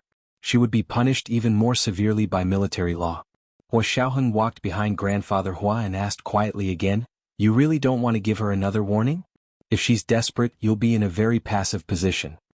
Grandfather Hua replied coldly, "She wouldn't dare. I know her. She's timid. Although she's greedy, she's still sincere to me." Hua Xiaoheng didn't say anything else. He had already warned her what he needed to warn her. He didn't even make things difficult for Zhang Feng's son and grandson. Hua Xiaoheng sent Grandfather Hua back to the Hua Manor. Hua Jialan came to greet him from afar. "Elder cousin." She gathered her mink shawl. "I have something to tell you." Hua Xiaoheng stopped and glanced at her. Grandfather's health hasn't been good lately, and because of the Zhangs, he's been worried day and night. Hua Jialan said carefully as she studied Hua Xiaoheng's expression. "I'm thinking if I should take grandfather somewhere else to recuperate, so we can avoid them." "It's fine." Hua Xiaoheng turned to leave. "You should take inventory of your assets. The subpoena for the civil lawsuit will be sent to you soon." Hua Jialan watched as Hua Xiaoheng walked out the door, but didn't dare to chase after him. She paced back and forth in the living room, very distraught. Hua Guanchen came back for lunch at noon and saw Hua Jialan still standing at the door. He could not help asking her, "Jialan, what are you doing here?" Hua Jialan's eyes reddened when she saw Hua Guanchen. She choked out, "Second uncle, elder cousin said he still wants to sue me." "Sue you? Sue you for what?" Hua Guanchen frowned. "Your mother's death has nothing to do with you. Hasn't the court already ruled?" Hua Guanchen's expression darkened at the thought of Bai Jini. She was sentenced to life imprisonment. Hua Guanchen had been with her all these years and had put in his heart. Now that he saw her end up like this, he felt terrible. But when he thought of how Song Jining had been tortured for 16 years because of her, Hua Guanchen could not bring himself to sympathize with her. He could only blame himself for being blind. Hua Jialan saw Hua Guanchen's expression and had an idea. She whispered, "I want to bury my mother with my father. Can you help me, second uncle?" Hua Guanyuan had died in the laboratory explosion. His body had not been found, so there was no real grave. There was only a small urn with his clothes inside. It was like a cenotaph. Hua Jialan's mother, Luo Xinshua's body had just been retrieved from the court. It was still frozen in the hospital's underground freezer. Once the family was ready, it could be buried. "That's true." Hua Guanchen nodded. "Contact the funeral home and arrange a proper funeral. Bury your mother and father together." Hua Jialan nodded. "I was thinking the same." The two chatted as they entered the dining room for lunch. Grandfather Hua was already there. He sat down with a solemn expression and looked up out of habit. "Little Zhang, give me a bowl of soup." Hua Jialan and Hua Guanchen froze. They sat opposite him. In the past, it was always Zhang Feng who sat next to Grandfather Hua and served him food and soup. She was more like a personal nanny than a nurse. Hua Jialan reacted quickly. She immediately stood up and placed a bowl of soup in front of Grandfather Hua. "Grandfather, please have some." Grandfather Hua finally realized he had said the wrong thing. Feeling terrible, he slammed his chopsticks on the table. "I'm not eating. You guys eat." He left the dining room alone and returned to his room to rest. Looking at the empty room and Xie Xian's photo on the mantel, Grandfather Hua's eyes became moist. He walked over slowly and caressed the person in the frame. He murmured, "Xian, I'm sorry." Tears streamed down his face and dripped onto the frame. The person in the frame smiled blissfully. The next day, Zhang Feng was interrogated by the military court. She was questioned about shoddy goods, embezzlement, large amounts of money of unknown origin, and money laundering overseas. She had no reason at all to clear her name. "Zhang Feng, you've only paid back half of your debt. According to the law, we can confiscate your current assets as compensation for the military's losses." Her interrogator ordered the bank to freeze all of Zhang Feng's bank accounts. The properties under her name were also to be forcefully auctioned off. Zhang Feng couldn't believe her eyes when she saw the results. Her teeth chattered and her whole body trembled. Her vision blurred, and she could barely see what was written on the court's verdict. After a while, she stared at the words, "Confiscate all illegal gains," and screamed, "My assets are not illegal gains. You can't confiscate them all. I want a lawyer. I want a lawyer." "Zhang Feng, you didn't explain the source of your assets. Based on common sense, we'll assume it's illegal gains from the military supply business and confiscate it. If you don't agree, you can provide evidence and we'll investigate. If it's your legal gains, the military will not confiscate it." The judge in the military court said in a professional manner. He didn't think Zhang Feng had any chance to argue. Zhang Feng hesitated and said, "I still need to think about it. I'll explain it to you when I've thought it through." "Okay, the court will be adjourned for now. The court hearing will be held in 3 days. I hope you can explain the source of your assets then. Zhang Feng returned to the detention center and thought for a day and night. Finally, she requested to see Chief Hu Xuanong. Everyone knew she was Hu Xuanong's head nurse. Hu Xuanong had visited her when she committed a crime and even pleaded on her behalf. Therefore, this request was quickly sent to the Hu family. Chief Zhang Feng wants to see you. She said she has something to tell you. Grandfather Hu was trimming Xie Zian's favorite pots of flowers in the yard with a pair of scissors. He didn't turn around and said, "I don't have time. Do what you need to do. Don't bend the law for personal gain." Zhang Feng waited for another 2 days and asked someone to pass a final message to Grandfather Hu before the court hearing. If you don't come, don't blame her for being heartless. Hu Xiaoheng had people watching Zhang Feng and knew what she wanted to do. He ordered someone to record Zhang Feng's words and send it to Grandfather Hu to see for himself. Grandfather Hu looked at Zhang Feng's hysterical expression on the phone and said coldly, "Tell her that if she goes crazy again, don't blame me for being heartless." The person passed Grandfather Hu's words to Zhang Feng before the court hearing. Zhang Feng finally gave up and knew that the situation was hopeless. Grandfather Hu really didn't care about her anymore. She was really going to jail. No, based on what she had done, it would be easy to go to jail. She might even be executed. Zhang Feng panicked. She didn't want to die. She really didn't want to die. She had worked so hard to accumulate so much wealth, but she still hadn't had enough of it. Since Grandfather Hu had turned against her, he couldn't blame her for being heartless. After the court hearing, Zhang Feng told the military court frankly, "My wealth was given to me by General Hu Xuanong." The court instantly fell silent. After a while the judge said, "General Hu Xuanong? Why did he give you so much wealth? And where did he get it from?" "Because I gave birth to a son for him. If you don't believe me, you can do a DNA test." Zhang Feng said without hesitation, "He was worried that I would expose it and affect his future, so he kept giving me money. Of course he had money, it was all inherited from his wife, Xie Zian. If you don't believe me, you can summon him to court to confront me." Not long after testing Zhang Baoqin's DNA, the military court summoned Hu Xuanong to court. At the same time, the Supreme Military Council stripped Hu Xuanong of his general rank and forced him to retire according to the relevant laws. Old Master Hu looked at the court summons and the neat military uniform that he had just taken off and sighed. Hu Xiaoheng and Hu Guanchen stood at the door and looked at him. Hu Guanchen asked worriedly, "Dad, are you really going to court?" Grandfather Hu said angrily, "How can I not go to court? I've lost all my dignity." But who was to blame? Hu Xiaoheng folded his hands behind his back and said nonchalantly, "You can have a lawyer represent you. I suggest you send a lawyer." Grandfather Hu snorted, "Don't wash your dirty linen in public. Do you think not many people know?"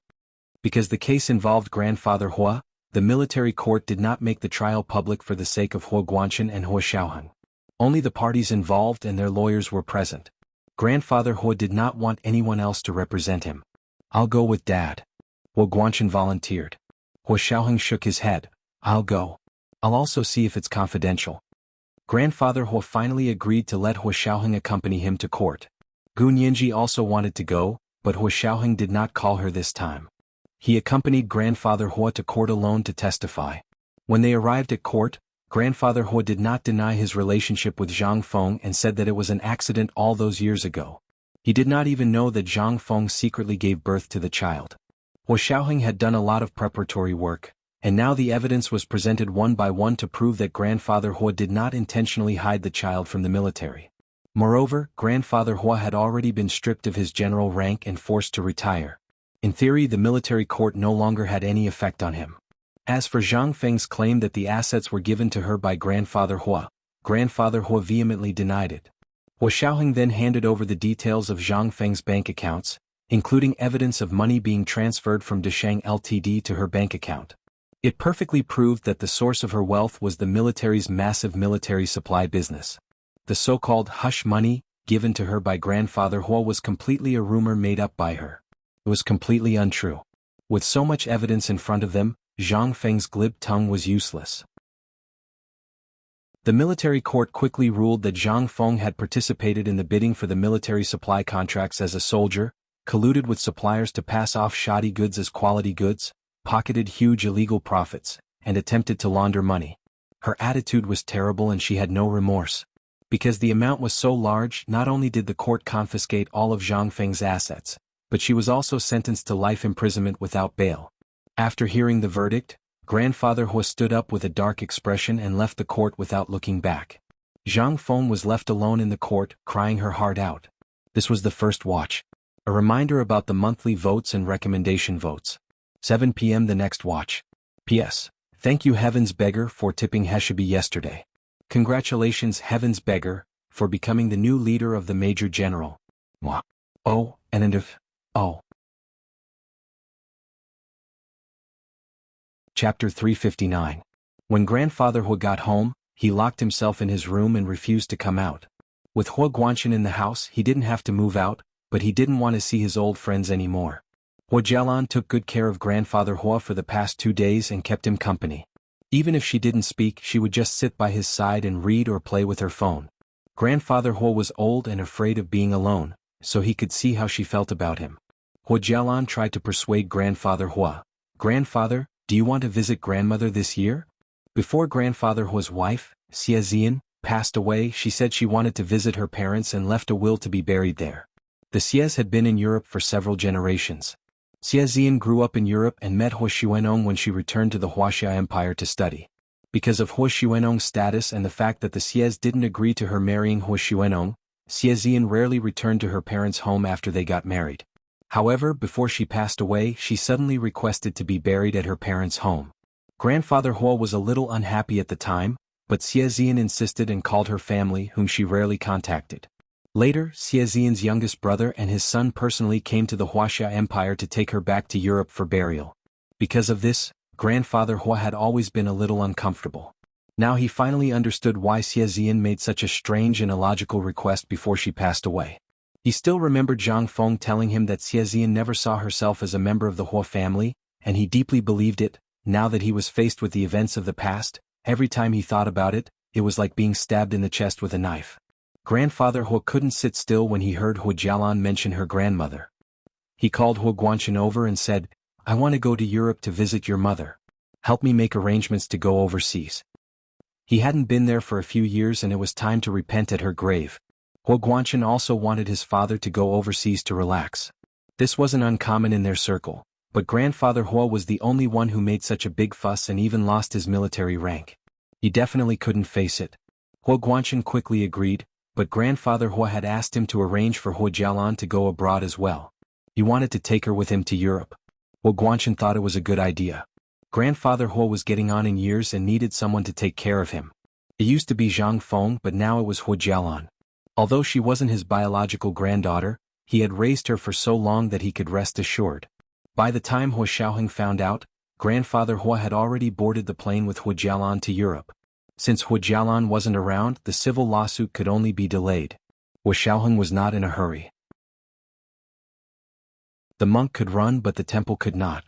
Even if Hua Jialan hid at the ends of the earth, the punishment she deserved would not be spared. In the blink of an eye, it was the 8th day of the first lunar month, the first day of classes at Imperial Capital University. Gu Nianji had already packed everything 2 days ago, including bedding, mattress and daily necessities. She carried the Hermes bucket bag that Hua Xiaoheng had bought for her before the new year and carried the cherry blossom-colored suitcase that she often used when she went to university in Sea City as she walked out of the official residence. Fan Jian drove a black 3-seater SUV over to send her off. Several orderlies ran up and down several times to help Gu Nianji put her things in the car. Fan Jian looked around and smiled. There's so much stuff. Are you moving? I'm going to live on campus. That's moving. Gu Nianji spread her palms and looked around casually. Fan Jian narrowed his eyes and smiled. He patted the steering wheel and said quietly, the chief has a few meetings today. He won't be coming. Gu Nianji blushed and opened the back door to get in. She purposely said, I know. I didn't expect him to come either. As soon as she finished speaking, the door opened again. Hua Xiaoheng's tall figure appeared at the back door. He cocked his head to look and got in. He said to Gu Nianji, you didn't expect anyone to come? Fan Jian was speechless. Hua Xiao, don't you know how to? Gu Nianji couldn't help blinking.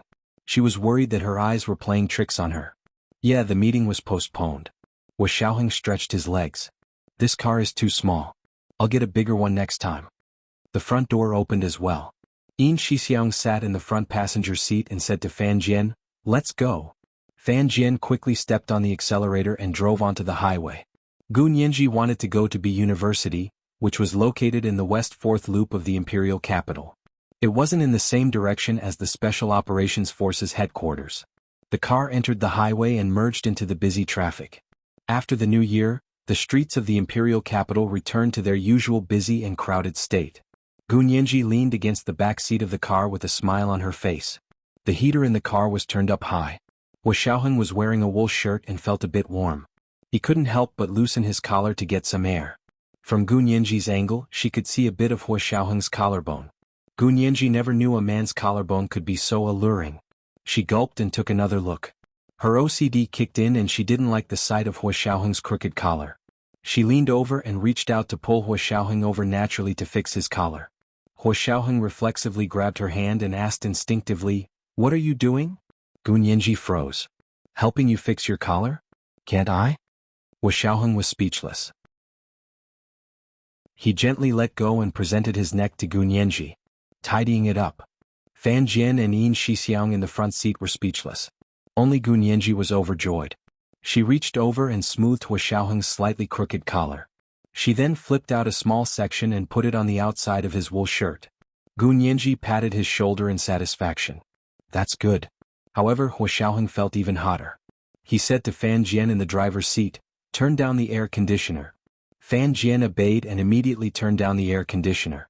Gu Nianji shrank her neck. It was a bit cold. She took off her long down jacket as soon as she got in the car. She was only wearing a wide-sleeved cashmere sweater with a knee-length wool A-line skirt and knee-high boots. It looked nice, but it didn't actually keep her warm. However, seeing the sweat on Hua Xiaoheng's forehead, Gu Nianji didn't complain about the cold.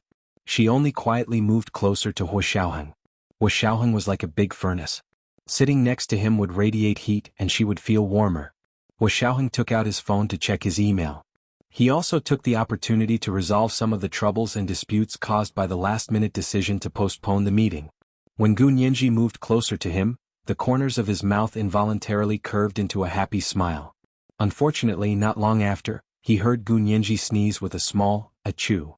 It was the second watch. "Let me remind you about the monthly votes and recommendation votes. Oh, and if... oh."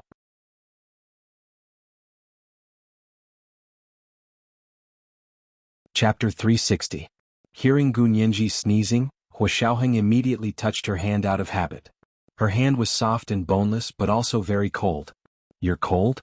Hua Xiaoheng reacted immediately and told Fan Jian in the driver's seat, "Turn the heat up to the max, no need." Gu Nianji pulled on Hua Xiaoheng's hand and said worriedly, "I'll just wear a down jacket. You'll be hot if the heat is turned up and it'll be cold when we go out later. You'll catch a cold." Hua Xiaoheng looked at her and felt a new sensation. Gu Nianji, who had grown up under his care, now knew how to take care of people, and the person being taken care of was himself. It had to be said that this was a new experience and he wasn't used to it, but he didn't dislike it at all. Fan Jian felt that Gu Nianji had a point, so he didn't turn the heat up right away. He only looked at the rearview mirror and asked, "Chief, do you still want to turn the heat up?" Gu Nianji quickly said, "No need, I'll wear a down jacket." She grabbed the down jacket beside her and put it on. She hadn't worn it earlier because she thought she could handle it and didn't want Hua Xiaoheng to know she was cold. Hua Xiaoheng would definitely understand once she put on the down jacket. Now that he found out she was cold without it, there was no need to be conflicted. Gu Nianji quickly put on the down jacket and immediately warmed up. Hua Xiaoheng looked at her deeply, his large hand wrapped around her small hand and squeezed it. He reached out with one arm to pull her into his embrace while still holding her hand with the other. "Are you still cold?" Gu Nianji didn't expect Hua Xiaoheng to hug her like this in front of Fan Jian and Yin Shixiang. She was very nervous and wanted to struggle but couldn't bear to.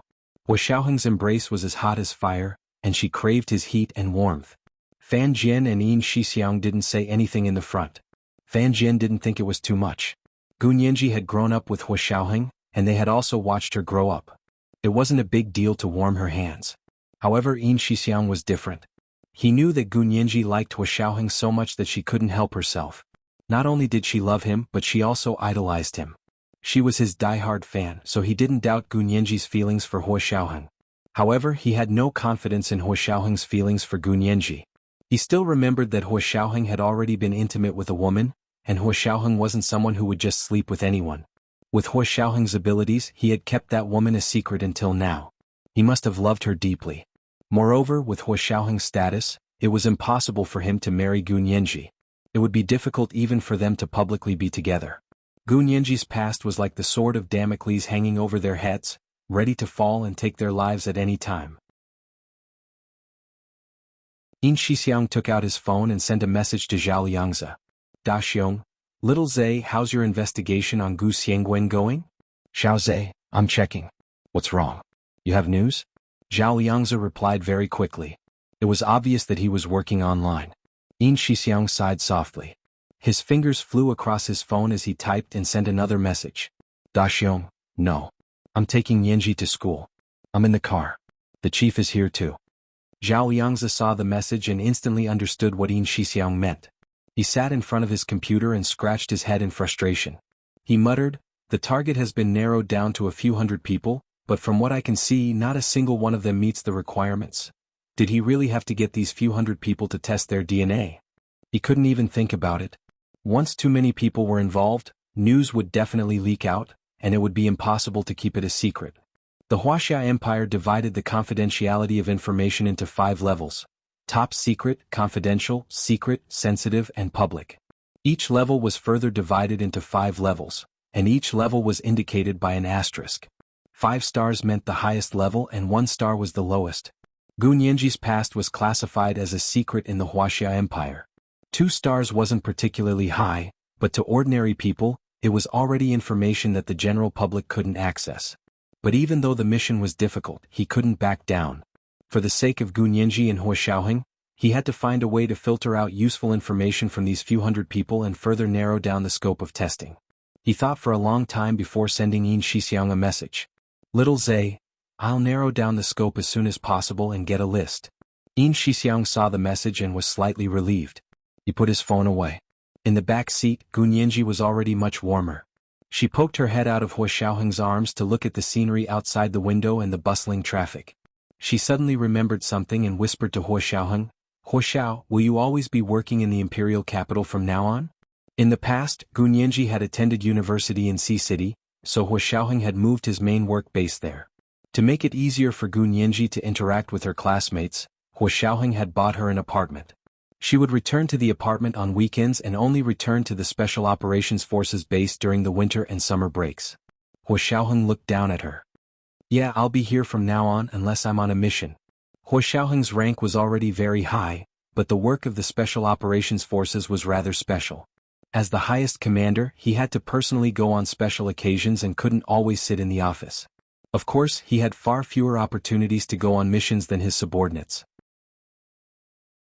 He would only go on top-secret missions.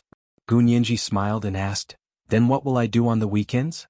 Go straight back to your official residence? Hua Xiaoheng patted her head. Where do you want to go? I'm fine with it. Of course I'm willing to go to your place.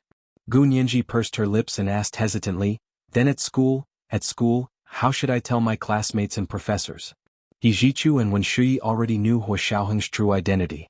Gun Yanji probably couldn't pretend to be an orphan girl adopted by distant relatives, anymore at B University.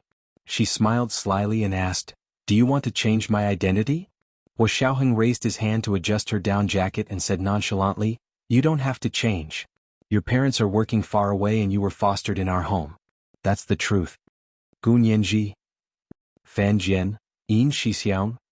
The other 3 people in the car were momentarily speechless.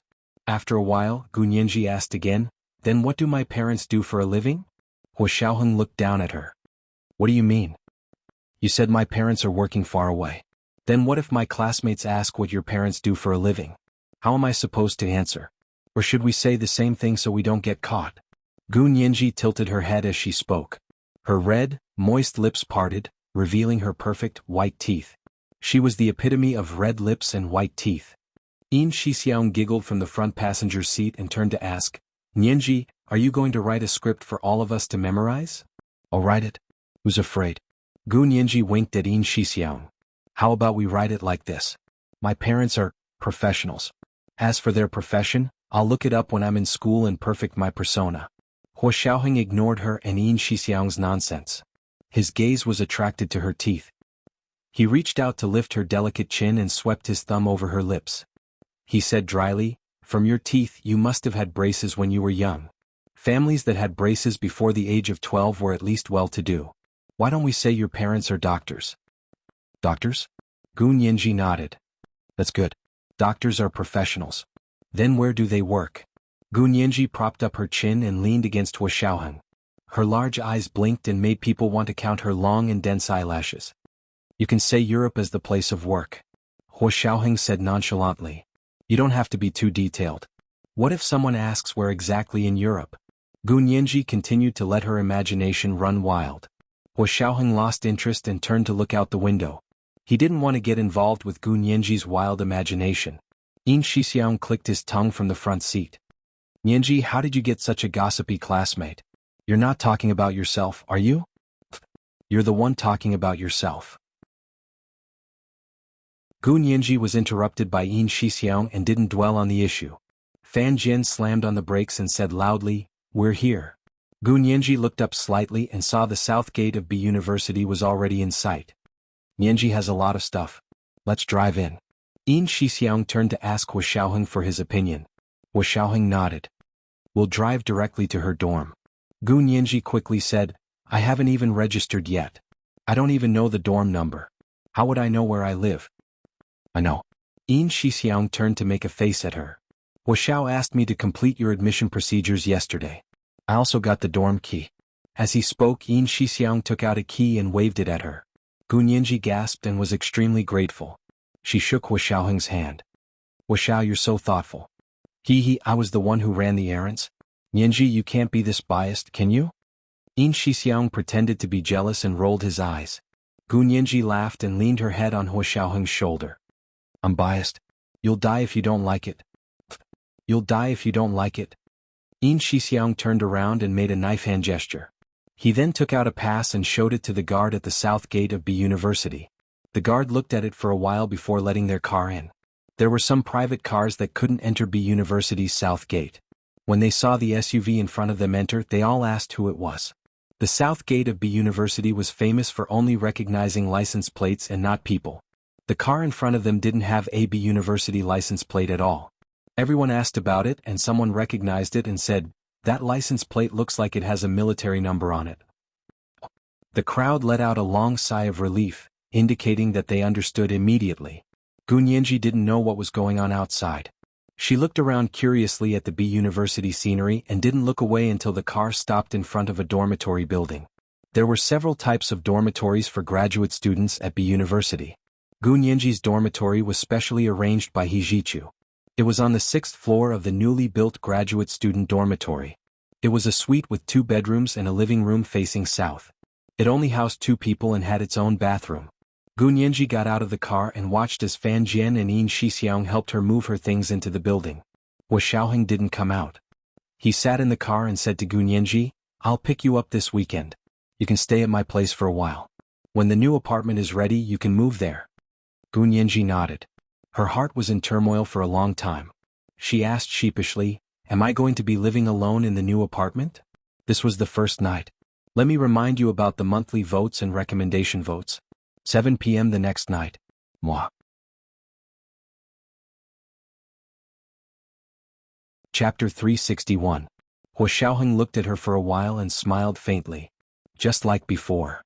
"Before? Just like when you were in Fengyao Precinct?" Gu Nianji suppressed the excitement in her heart and tried to confirm Hua Xiaoheng's answer calmly. "Yeah." Hua Xiaoheng was as concise as ever. "You can go up now." He looked at his watch. "I still have a meeting." Gu Nianji nodded and smiled. "Then go do what you need to do." As they spoke, Yin Shixiang had already come out of the building. Yin Shixiang handed the dorm key to Gu Nianji. "I put everything in your room but you haven't unpacked it yet. I can unpack it myself." Gu Nianji took the key and waved it at him. "Thank you, Brother Xiong. That's more like it. Go to school and get first place just like you did for your undergraduate exams." Yin Shixiang nodded with satisfaction and reached out to pat Gu Nianji's head. "I'll definitely get first place," Gu Nianji said proudly. She didn't dare boast about other things, but studying was a piece of cake for her. "Don't be too proud. What if you don't get first place?" Because Fan Jian hadn't come out yet, Yin Shixiang leaned against the car door and started chatting with Gun Yanji. He was tall and handsome with thick brows and large eyes. He wore a navy blue casual suit and was very eye-catching when he spoke. There were many girls walking around the entrance of the graduate students' building and they all quietly looked at Yin Shixiang. Gun Yanji pushed him. Brother Xiong, hurry up and leave. Don't attract attention here. I'm attracting attention? Yin Shixiang pointed at his nose. I'm more serious than anyone.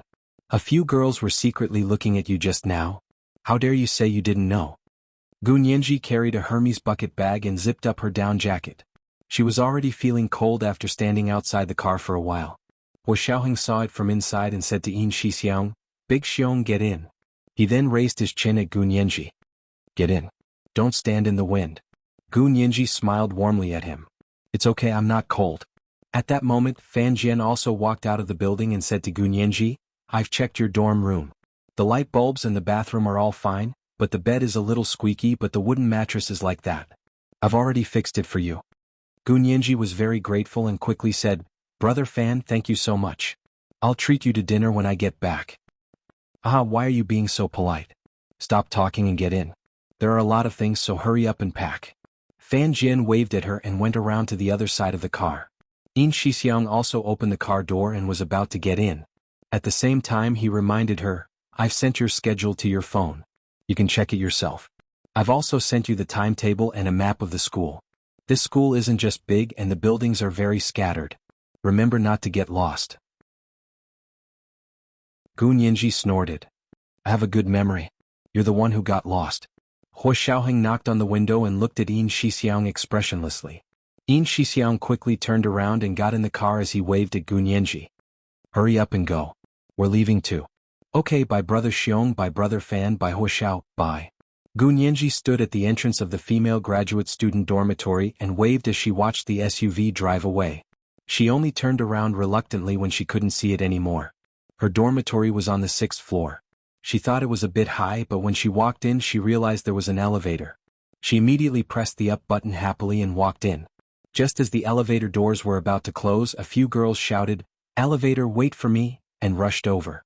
Gun Yanji quickly put her hand on the elevator door to slow it down before the girls could enter. Thank you. The girl who rushed at the front looked very mature. She wore a lavender camel wool coat and a wool hat of the same color and material to cover her long hair. She had slender eyebrows and handsome eyes. There was an indescribable sense of heroism in them. Gun Yanji liked her the moment she saw her and smiled. You're welcome. It was nothing. The second girl who came in was very quiet. She stood silently in the corner of the elevator with her head half lowered. When Gun Yanji told her the floor, she quickly looked at her and said, 6th floor. Gun Yanji smiled. That's great. I'm going to the 6th floor too. The girl at the front also said, what a coincidence. I'm going to the 6th floor too. She looked Gun Yanji up and down and smiled. Are you looking for a classmate? Who's your classmate? Since it's the 6th floor, I know all the students who live there. Gun Yanji shook her head. I'm not looking for a classmate. Not looking for a classmate? The girl looked Gun Yanji up and down for a while. Gun Yanji was extraordinarily beautiful, but she was dressed very plainly. She was only wrapped in a white down jacket that reached her calves. Her face must have been frozen outside. Now that she was in a building with heating, her cheeks were strangely red as if she had applied rouge. Then are you here to sell or to preach? The girl was even more curious. Don't they say that salespeople can't enter the dormitory building? And preaching is even more forbidden. Gun Yanji smiled as she looked at her own attire. Did salespeople and preachers all wear Canada Goose down jackets that cost more than $2,000 each? Carrying a Hermes bucket bag that cost more than $20,000? She could only shake her head again. Neither? The girl was even more shocked. Then what are you doing here? Gun Yanji didn't answer because the elevator had already stopped on the 6th floor. She walked out and said, I live here. I'm not here to look for someone to sell or preach. You live here? Which room? How come I've never seen you before? The girl looked Gun Yanji up and down suspiciously. You're so pretty, there's no way I wouldn't remember your face. In the girl's opinion, Gun Yanji's looks were among the best in the entire 6th floor. Even in the entire B University graduate school, the entire B University, or even the entire capital of the empire, Gun Yanji's looks would rank in the top 3. Gun Yanji smiled. Thanks for the compliment. I live in room 608. Let's eat together in the future. She nodded at the girl and walked down the hallway. Room 608? Xiao Miao, aren't you living in room 608? TSK, your roommate is finally here. The quiet girl was called Miao Yunxiao and the talkative girl was Ma Chichi. They were quite close. Ma Chichi nudged Miao Yunxiao. She looks fine. Don't worry. Miao Yunxiao finally whispered, Chichi, did you see that car just now? It's a military plate. My uncle's family's car has that plate. Your uncle's family? Your uncle's family is also in the military? Ma Chichi asked with great interest. Yeah, my uncle's family is high up in the military. He's the deputy chief of staff of a regiment under the political department. Miao Yunxiao finally became more talkative. I also know the unit number, but it's a secret. I can't tell anyone. Is that a high position? I don't understand. Ma Chichi wasn't interested at all. She shook her head and was already at her room door. She opened it and said to Miao Yunxiao, I'm going in. See you tomorrow. Miao Yunxiao nodded and walked towards room 608. It was a new experience to see her room door wide open. It was the second watch. A reminder for monthly votes and recommendation votes. Chapter 362. Miao Yunxiao pushed open the unlatched door and walked in. The other room had been locked for half a year and was finally completely open. She could see several boxes piled inside. Miao Yunxiao thought about it and walked over to knock on the door. Gun Yinji was organizing her things in her room when she heard the knock. She poked her head out from the boxes and greeted with a smile, Hello. The person standing at the door looking at her quietly was actually the silent girl she had met in the elevator. Gun Yinji happily pushed the boxes in front of her away and extended her hand to the girl. What a coincidence, I'm actually in the same dorm as you. I bumped into my roommate in the elevator the first day I came to school. What a coincidence. Miao Yunxiao smiled but didn't return Gun Yinji's hand. She glanced around Gun Yinji's room and said slowly, When I came back just now, I saw the dorm door wide open and thought it was burgled. Gun Yinji was speechless. What a novel explanation. I'm so sorry, did I scare you? Gun Yinji pursed her lips but her smile didn't fade as she tilted her head. But I went to the faculty yesterday to complete the paperwork and get the key to the dorm. Did anyone from the faculty tell you about this? Miao Yunxiao froze. A faculty teacher did call her yesterday afternoon to tell her that her roommate would be arriving today and to be prepared. But the teacher also said that the student didn't come herself and her family had done it for her. Yeah, they did. Miao Yunxiao looked at Gun Yinji again, but I didn't know when you'd be arriving. So it was a misunderstanding. Gun Yinji made an okay gesture. Alright, it's fine now that we're clear. She asked Miao Yunxiao, What's your name? Are you also a postgrad law student? Miao Yunxiao replied dryly, My last name is Miao Yunxiao. I'm a first-year postgrad law student. She then asked Gun Yinji, What about you? Which school did you transfer from? Where did you do your undergrad? Gun Yinji nodded. Nice to meet you, classmate Miao. My name is Gun Yinji, I'm also a first-year postgrad law student. We'll be classmates from now on. I didn't transfer from another school, my admission is in the spring. Spring admission? Miao Yunxiao frowned. Our school has never heard of this kind of admission method. Really? I think it's pretty normal. Gun Yinji shrugged. Some schools abroad have 3 semesters, summer, spring and fall. You can enroll in all of them. But we're not overseas, we're in the Wuxia Empire. Miao Yunxiao said seriously, so we can't just copy foreign things. Gun Yinji bit her lip.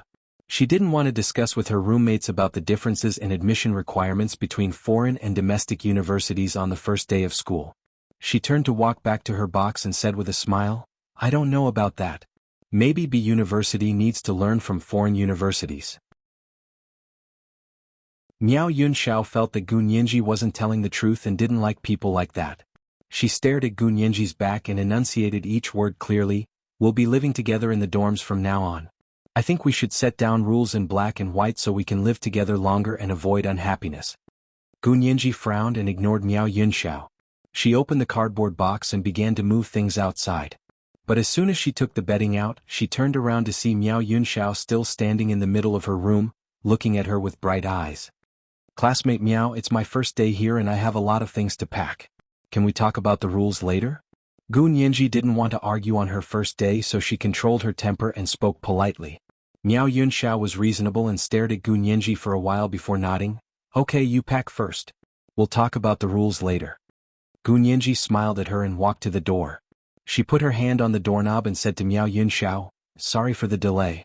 I'll invite classmate Miao over when I'm done." Miao Yunxiao saw Gu Nianji was polite and finally changed her opinion of her. She smiled at her, "Hurry up and pack.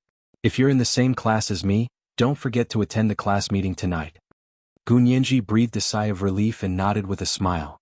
She watched Miao Yunxiao leave and immediately closed the door.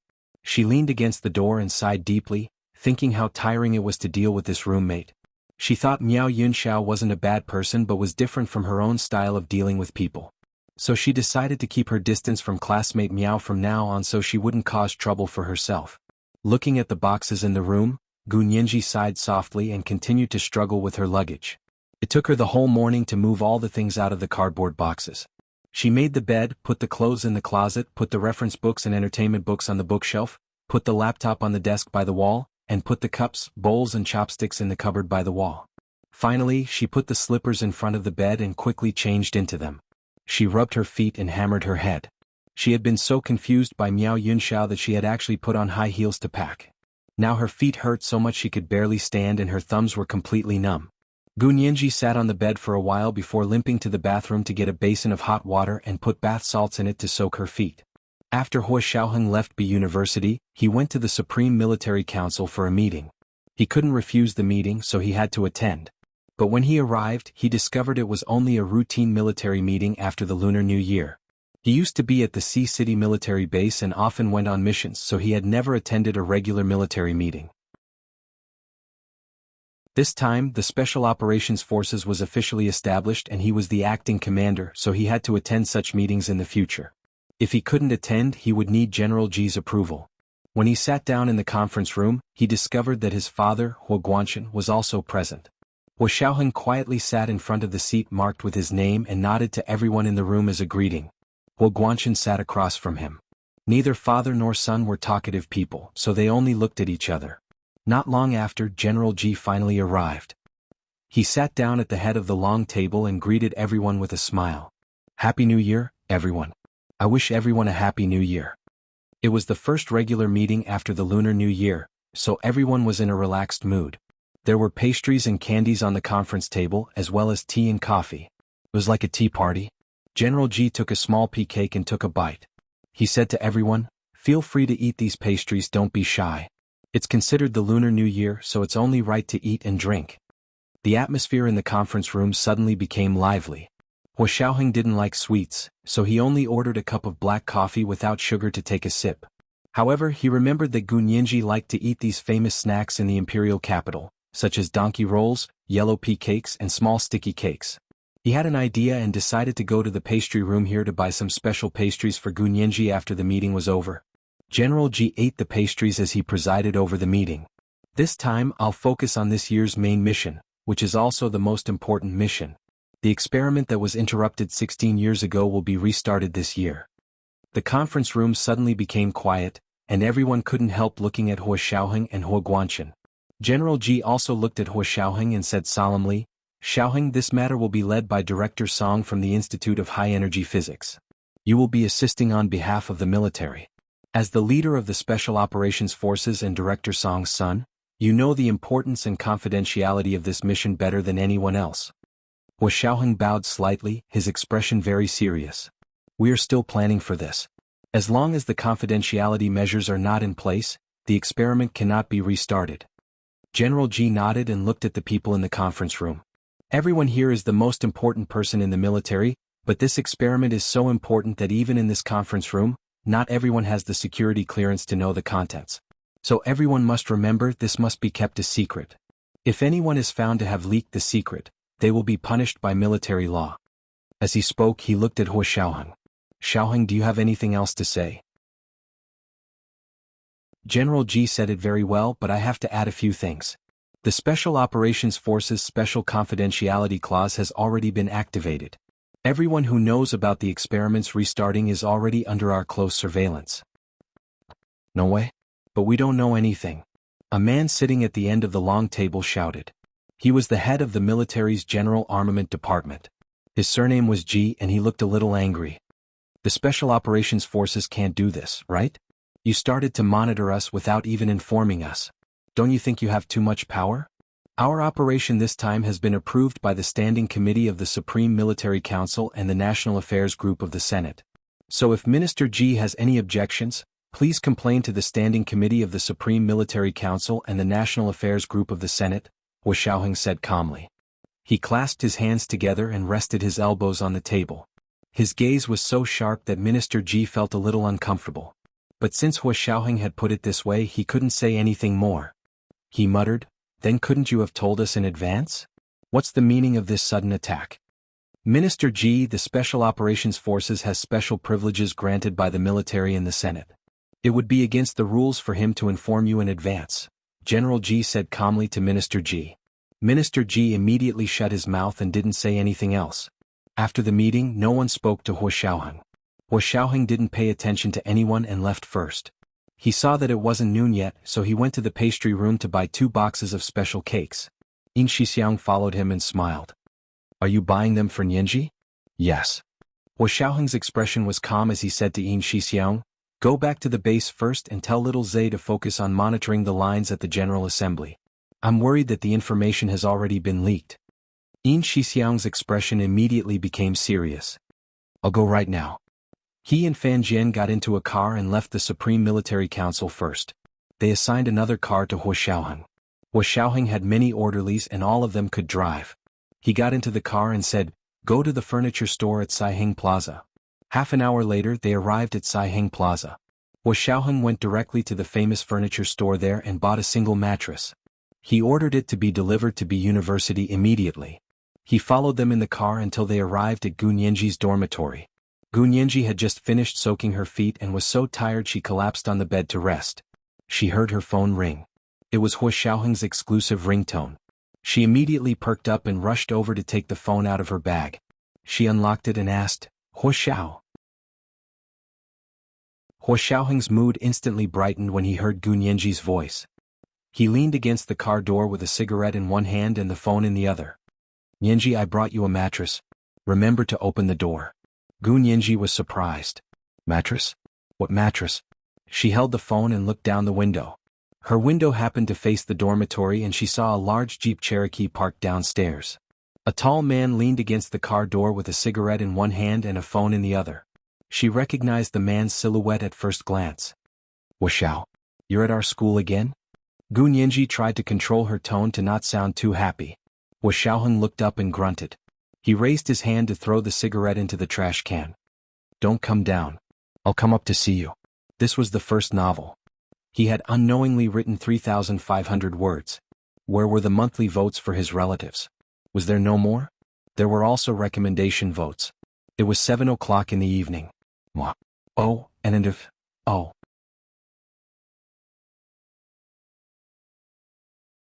Chapter 363. Can you come up to the girls' dormitory? Gu Nianji gripped her phone and couldn't help but pout. Feeling a bit hot, she fanned herself with her hand and turned to lean against the wall. Her heart was pounding. She quickly looked around the room and sighed softly. Fortunately, she didn't slack off today. Instead, she worked hard to clean up the house. Even if Wu Xiao came up later, he wouldn't be rude. But could he really come up? Gu Nianji remembered when she was studying undergrad in Sea City, the female dormitory always had a building manager at the door, afraid that a man would come in. She was a bit worried and paced around the room before hanging up and opening the door. She was about to ask when she saw her roommate classmate Miao sitting on the living room sofa reading. She asked, "Classmate Miao, do you know if there's a building manager downstairs?" "Building manager? You're not an undergrad, why would there be a building manager?" Miao Yunxiao replied without looking up, "I'm reading right now. I don't like people interrupting me when I'm studying." Gu Nianji was speechless. She suddenly missed the undergrad dormitory and how well she got along with Little Temptress, Green Tea Fong and Lady Chow. Miao Yunxiao read the book for a while and saw Gu Nianji still standing in the middle of the room out of the corner of her eye. She put down the book and raised her chin, her expression arrogant. "What else do you want?" Gu Nianji was speechless. What's with this superior aura? Was it because she was here first that she felt superior living in the dormitory? Gu Nianji didn't want to talk to her anymore. Some people were like this, the more you let them go, the more they go for it. If you shut her up, she'd definitely avoid you the next time she sees you. Not to mention being reasonable, she'd never act like a little princess again. If there's nothing else, then go back to your room. Don't come out. Miao Yunxiao frowned and thought Gu Nianji was being very inconsiderate. Gu Nianji originally thought it was her first day of school and Huoxiao would be coming up soon. She didn't want to fight with her roommate and make him worry. But Miao Yunxiao was getting more and more out of hand, and Gu Nianji didn't want to spoil her. This was because the way people interacted with each other was basically set from the first time they met. Those who gave in at the beginning would find themselves in a state of giving in all of a sudden. In the end, they would either give in forever or break up and could no longer be friends. Gu Nianji walked towards the door with a dark expression. Miao Yunxiao had a headache and stood up. Classmate Gu, I didn't want to fight on the first day, but you're too much. Gu Nianji suppressed it and her voice was hoarse. I just want to go out. What do you want? Classmate Gu, you have to know that the living room is a public space for both of us, so we have to agree on how to use the living room. Classmate Gu, you know the living room is, so you're affecting me. Miao Yunxiao had been living alone in the big house for half a year. She wasn't used to the sudden addition of a roommate. Gu Nianji pointed at Miao Yunxiao's room. Classmate Miao, I think you're mistaken. The living room is a public space, which means we can both use it without anyone's permission. The only thing that needs to be asked is your personal room and mine. It's over there. If you want to study without being disturbed, you can go back to your room. Don't force others to obey your private will in public. Miao Yunxiao froze. She'd never met such an unreasonable classmate before. She frowned and softened her tone. Classmate Gu, I think you've misunderstood. I'm discussing with you, not arguing with you. Quarreling won't solve anything. It will only worsen our relationship. Gu Nianji smiled. We met by chance, so there's no reason for our relationship to worsen. Student Miao, please don't talk to me anymore. I still have things to do. I'm not disturbing you. If you restrict my freedom again, I'll go to the faculty and ask for a change of dormitory. Miao Yunxiao sighed and shrugged. If you want to go earlier. You asked for it, it's none of my business. Gu Nianji didn't say anything else and went to open the door with her phone in hand. Just then there was a knock on the door. Gu Nianji's mood instantly improved. She opened the door with a smile and saw a huge mattress erected in front of the door. Are you classmate Gu Nianji?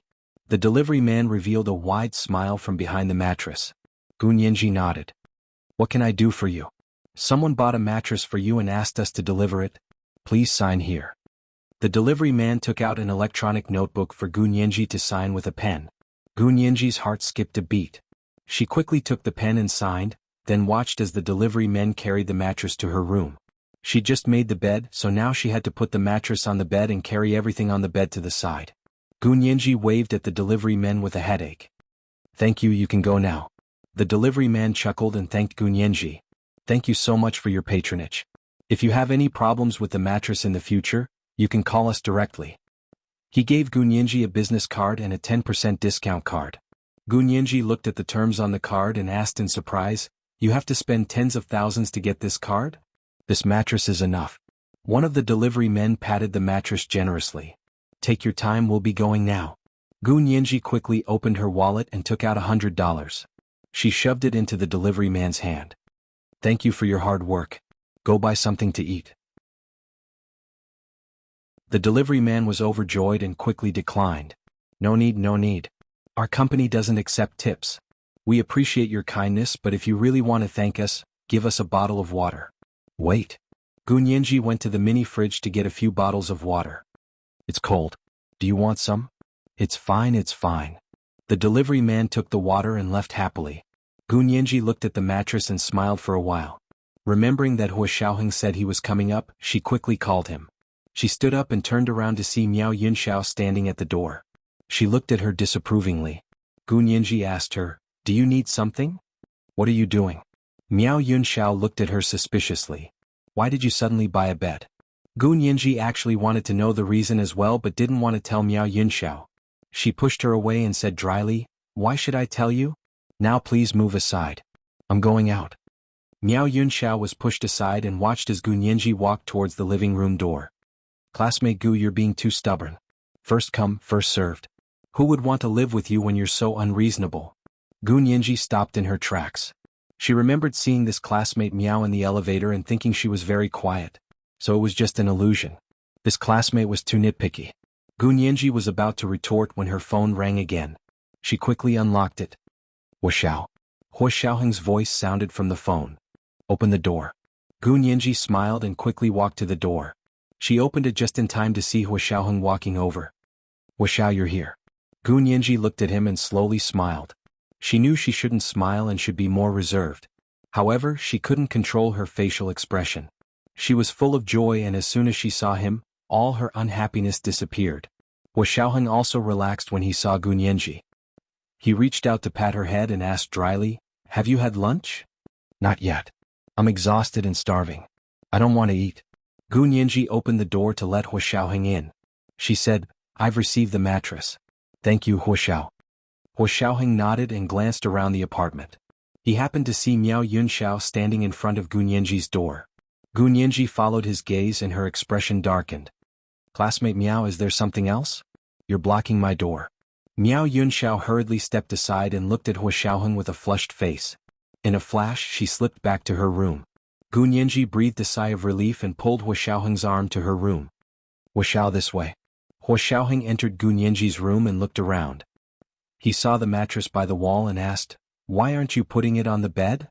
"The bed hasn't been cleaned yet. Also, it's too heavy. I need to get a few classmates to help put it on the bed." Hua Xiaoheng looked at her and walked over. He bent down and picked up everything on her bed along with the bedding. He placed it on the double-seater sofa against the wall and lifted the mattress. The mattress that required a few delivery boys to lift earlier was easily lifted by Hua Xiaoheng and placed on her bed. Hua Xiaoheng carefully matched the four corners of the mattress for her and pressed hard to make sure the mattress was securely placed. He then said to Gu Nianji, "Try it and see how hard it is." He added, "The brand of this mattress is the one you're used to sleeping on." Previously, Fan Jian had mentioned that Gu Nianji's bed was a bit squeaky. At the time, Hua Xiaoheng had thought about getting her a new bed or she wouldn't be able to sleep at night. Gu Nianji was overjoyed. She stood in front of Hua Xiaoheng with a smile and spread her hands. "Thank you, Hua Xiaoheng. I only know how to sleep. I didn't know all the mattresses were the same brand." Hua Xiaoheng couldn't help smiling. He reached out and pulled Gu Nianji into his arms. It was the second watch. Where were the monthly votes for the relatives? Was there no more? There were also recommendation votes. 11 wax. Oh, and if, oh. Chapter 364. Hua Xiaoheng cupped Gu Nianji's small face, his thumb gently sliding over her smooth cheeks and slowly moving to her lips. She had been busy all morning and hadn't even had time to rest before Hua Xiaoheng arrived. Her face was naturally flushed after work, and her lips were a light pink. "No matter how much I try, your lip color is still on the lighter side." Hua Xiaoheng looked at Gu Nianji closely. "Do you want Qinlai to give you a good checkup when we have time?" Gu Nianji pried Hua Xiaoheng's hands and shook her head in his palm. "No need, I'm not sick. Lip color is something that varies from person to person. Some people are born lighter while others are born thicker. To be honest, I prefer lips that are naturally lighter." "What?" Hua Xiaoheng didn't understand. "Because it's easier to apply lipstick this way." Gu Nianji giggled. "The color of the lipstick is the same as the color of the lipstick. If the lip color is darker, the color of the lipstick won't show as easily." Hua Xiaoheng was speechless. "Really?" Gu Nianji giggled and nodded. The skin on the side of her face slid under Hua Xiaoheng's hand. She could feel the faint calluses on Hua Xiaoheng's palm and thumb. They were marks from holding a gun all year round. "Really?" Hua Xiaoheng's thumb slid over her lips.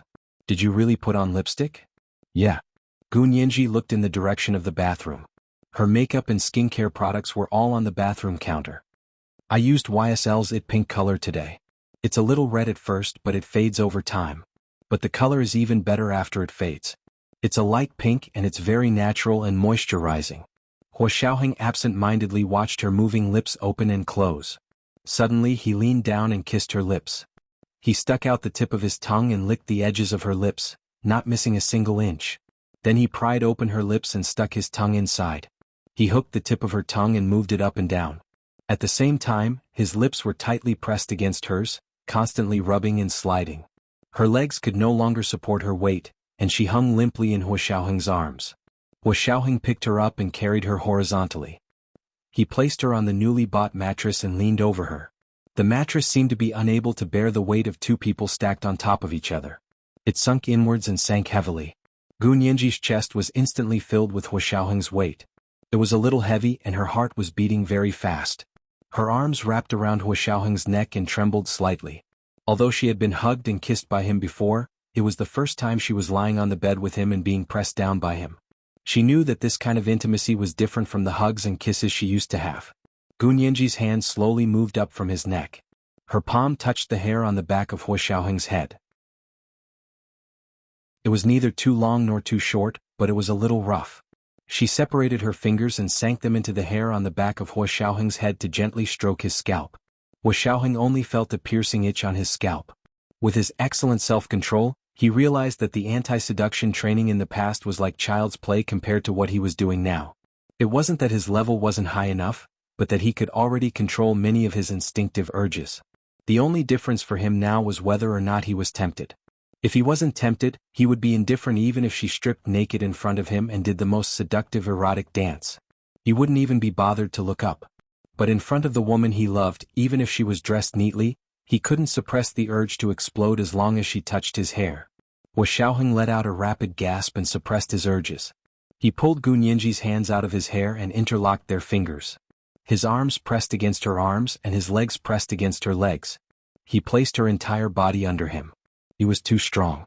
His arms were as hard as mountain rocks, and his hands were like iron pincers that held her hands so tightly that she couldn't move. Gunyanji cried out quietly and tried to pull her hands out. Hua Xiaoheng simply turned around with her in his arms and laid down on the mattress.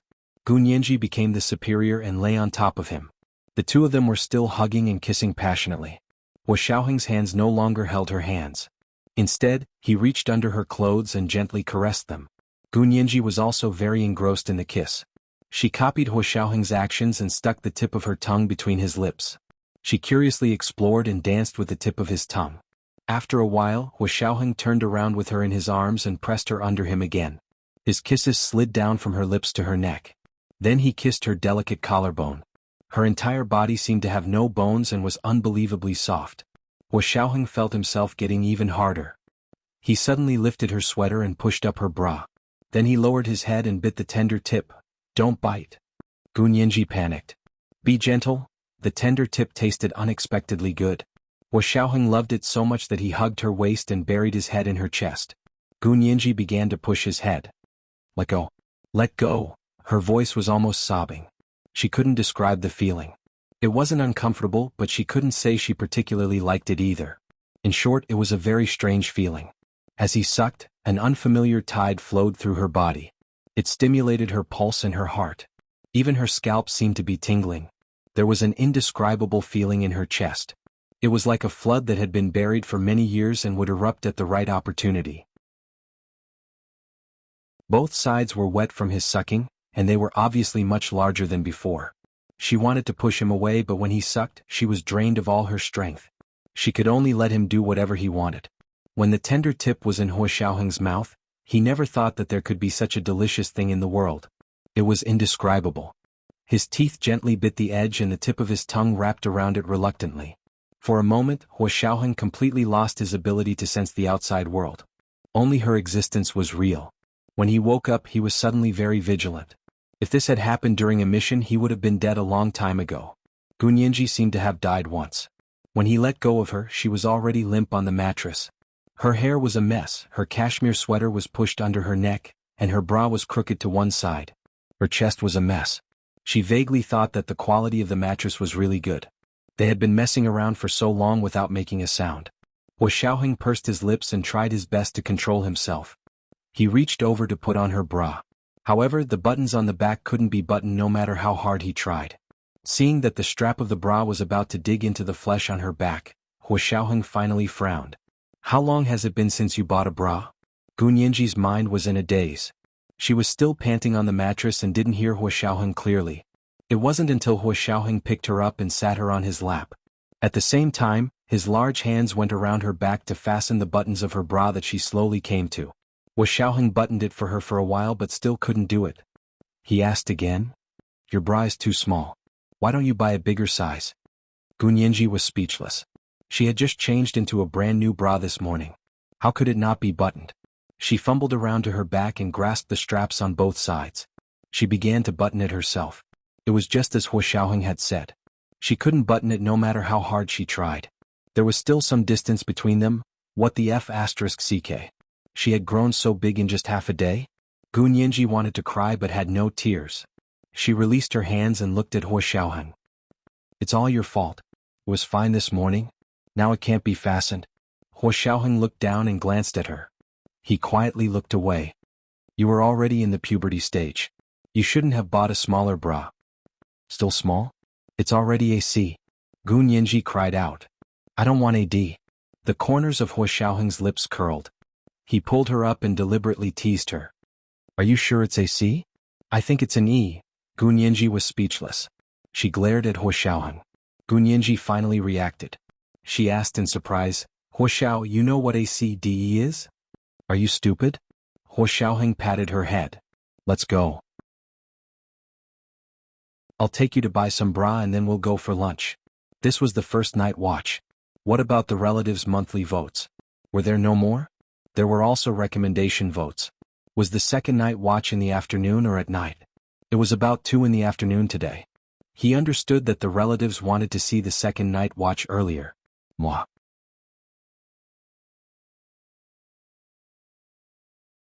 Chapter 365. But I can't wear it now? Gun Yinji mumbled as she lowered her head and tried to button the back of her bra. After struggling with the bra for 5 minutes, she finally couldn't take it anymore and gave up. She looked up to see Huo Xiaoheng sitting on the small 2-seater sofa by the wall with one hand on the back of the sofa and one leg crossed. He watched with interest as she struggled with her bra. Gun Yinji tried to maintain a nonchalant expression as she turned around and walked to the closet to take out a sports bra. She calmly walked to the bathroom to change. Actually, her legs were already weak and she closed the door as soon as she entered the bathroom. She leaned against the door and gasped for air. Holding her head, she walked to the sink and looked at herself in the large mirror. She looked like a peach blossom. Her eyes were soft and watery, and her lips were red and swollen from the kisses. Thankfully, her lips weren't too thick, so even though they were swollen, they only appeared slightly swollen. It was like a small, meaty mouth that could be kissed at any time. It wasn't ugly, but it made her even sexier. Her heart skipped a beat as she quickly looked down to turn on the faucet to wash her face with cold water. She then applied skincare products and a light layer of foundation to hide the glow from underneath her skin. Coming out of the bathroom, Gun Yinji saw that her bed was already made. Huo Xiaoheng had taken all the blankets from her bed to change the mattress, but before he could make the bed again, the two of them were already rolling on the mattress. Gun Yinji couldn't help but laugh as she looked at the bed Huo Xiaoheng made for her. The sheets were pulled flat and the most prominent part was the quilt. It was folded like a standard tofu block. Huo Xiao, you're amazing. Not many people can fold this kind of tofu block like you do. Gun Yinji picked up her bucket bag and slung it over her shoulder. Don't you have work to do today? Huo Xiaoheng stood up to straighten his clothes and said expressionlessly, I had a meeting this morning and it's already over. I don't have anything else to do today. Gun Yinji took his arm. Then let's go eat first. I'm hungry. You said you were too hungry just now, so I thought you really didn't want to eat. Huo Xiaoheng pinched her face. Let's go, I'll take you to eat something good first, then we'll go buy some underwear. Gun Yinji smiled as she followed Huo Xiaoheng out of the room. As soon as they came out, the door to the other room also opened. Miao Yunxiao stood at the door and looked at Gun Yinji suspiciously, then at Huo Xiaoheng. Her eyes finally fell on Gun Yinji's wrist that was wrapped around Huo Xiaoheng's arm. There was a wristwatch that looked familiar to her. Gun Yinji's smile faded as she nodded politely to Miao Yunxiao and pushed Huo Xiaoheng towards the door. Huo Xiaoheng also glanced at Miao Yunxiao but didn't say anything as he led Gun Yinji out. Miao Yunxiao stared at their backs for a while before going back into the house with a heavy expression. Huo Xiaoheng took Gun Yinji to Sion Plaza to buy lingerie and have lunch there. For lunch, they went to Jiolo Fengyue restaurant, which they had visited on the second day of Christmas. The owner of the restaurant was Shui Jingjiang, Huo Xiaoheng's childhood friend. They had called him on the way before they left. Shui Jingjiang had been attending to guests from Barbados at home when he suddenly got a call from Huo Xiaoheng saying they were going to Jiolo Fengyue restaurant for lunch. He quickly told the guests to help themselves and that he would be back soon. He drove to the restaurant before Huo Xiaoheng and asked the chef, "Do you still have Buddha jumps over the wall?" "The Buddha jumps over the wall? You prepared for the new year? I remember you usually keep some until the 15th of the Lunar New Year, right? Also from the New Year to the 15th, we provide 15 servings of Buddha jumps over the wall to our customers every day. We don't have any more when we sell them out." The restaurant manager was very attentive to Shui Jingjiang, "But we still keep 2 to 3 servings every day just in case something unexpected happens. Yes, you guys did very well. Remember to send it to the best private room today. I'll go see for myself later. He's my childhood friend, so make sure you treat him well. Xue Jingjiang gave a few instructions before going to the private room to prepare. When Huo Xiaoheng arrived, the table was already covered with food. In the middle of the table was an antique jar filled with the delicious stew of Buddha jumps over the wall. Huo Xiao, you're here. This is Sister Nianji, right? I haven't seen you for a few days and you've grown even more beautiful. Xue Jingjiang greeted them warmly and pulled out chairs for Huo Xiaoheng and Gu Nianji to sit down. Gu Nianji quickly said, "Thank you, Brother Xue. You're too kind. We're just here for lunch. You made such a big scene that we're embarrassed to eat." Huo Xiaoheng gave a half-smile as he sat down beside Gu Nianji. "You're being too polite." Xue Jingjiang picked up a bottle of red wine and poured Huo Xiaoheng a small glass. He asked Gu Nianji, "Sister Nianji, do you still want milk?" He still remembered the last time Gu Nianji was here. Huo Xiaoheng had ordered warm milk for her. Gu Nianji also wanted some warm milk. She had been starving today and needed to rest before eating. "Sure, warm milk is very comfortable." She thanked Xue Jingjiang with a smile. Xue Jingjiang ordered someone to bring her warm milk and said to Huo Xiaoheng, "We have guests today, but I heard that Huo Xiao is coming for lunch. Even the Emperor of Heaven has to wait, so I left them at home and came to entertain you first." "You're being too polite with me.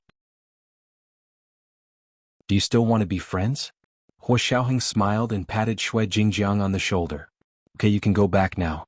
We still have to go shopping after lunch, so we won't be staying long." "Okay, I'll be going now. I've made some progress on what I told you last time. When are you free so we can discuss it again?" Xue Jingjiang said warmly. Huo Xiaoheng knew that Xue Jingjiang had been doing business with the Gu Corporation in Barbados and that there had been some hiccups. Now that the matter had been resolved, he was relieved. "Okay, call little Zay when you're free. He'll arrange a time." "Okay." Xue Jingjiang gave him a nondescript military salute and walked away with a smile. As soon as he left, the private room fell silent. Gu Nianji giggled. "That man is so noisy. He's as loud as an army. That's what boots are like. They love to be rowdy." Huo Xiaoheng called Xue Jingjiang by his nickname as he served her a bowl of Buddha jumps over the wall soup. After a while the milk arrived. Gu Nianji drank half of it in one gulp. She had been drinking so quickly that her upper lip was covered in white froth. Her entire body seemed to exude a milky scent. Huo Xiaoheng was serving her rice when he turned around to see her. His chest tightened and he put down the bowl. Without thinking, he hugged her and lowered his head to kiss her lips. He licked the froth clean off her upper lip. "You still smell of your mother's milk." Huo Xiaoheng teased as he kissed her cheek again. Gu Nianji's face flushed. She said sheepishly, "You said I'm still wet behind the ears? I won't let you kiss me anymore." "You won't let me kiss you? Then what should I do?" Huo Xiaoheng looked thoughtful as he reached out to stroke her hair. "What do you want to do?" Gu Nianji suddenly became nervous. What if Huo Xiaoheng said he would kiss someone else if she didn't let him kiss her? She didn't want to get caught in her own trap. She also didn't want him to kiss someone else. Unexpectedly, Huo Xiaoheng moved closer and brought the side of his face to her lips. "I don't mind you being wet behind the ears. I'll let you kiss me."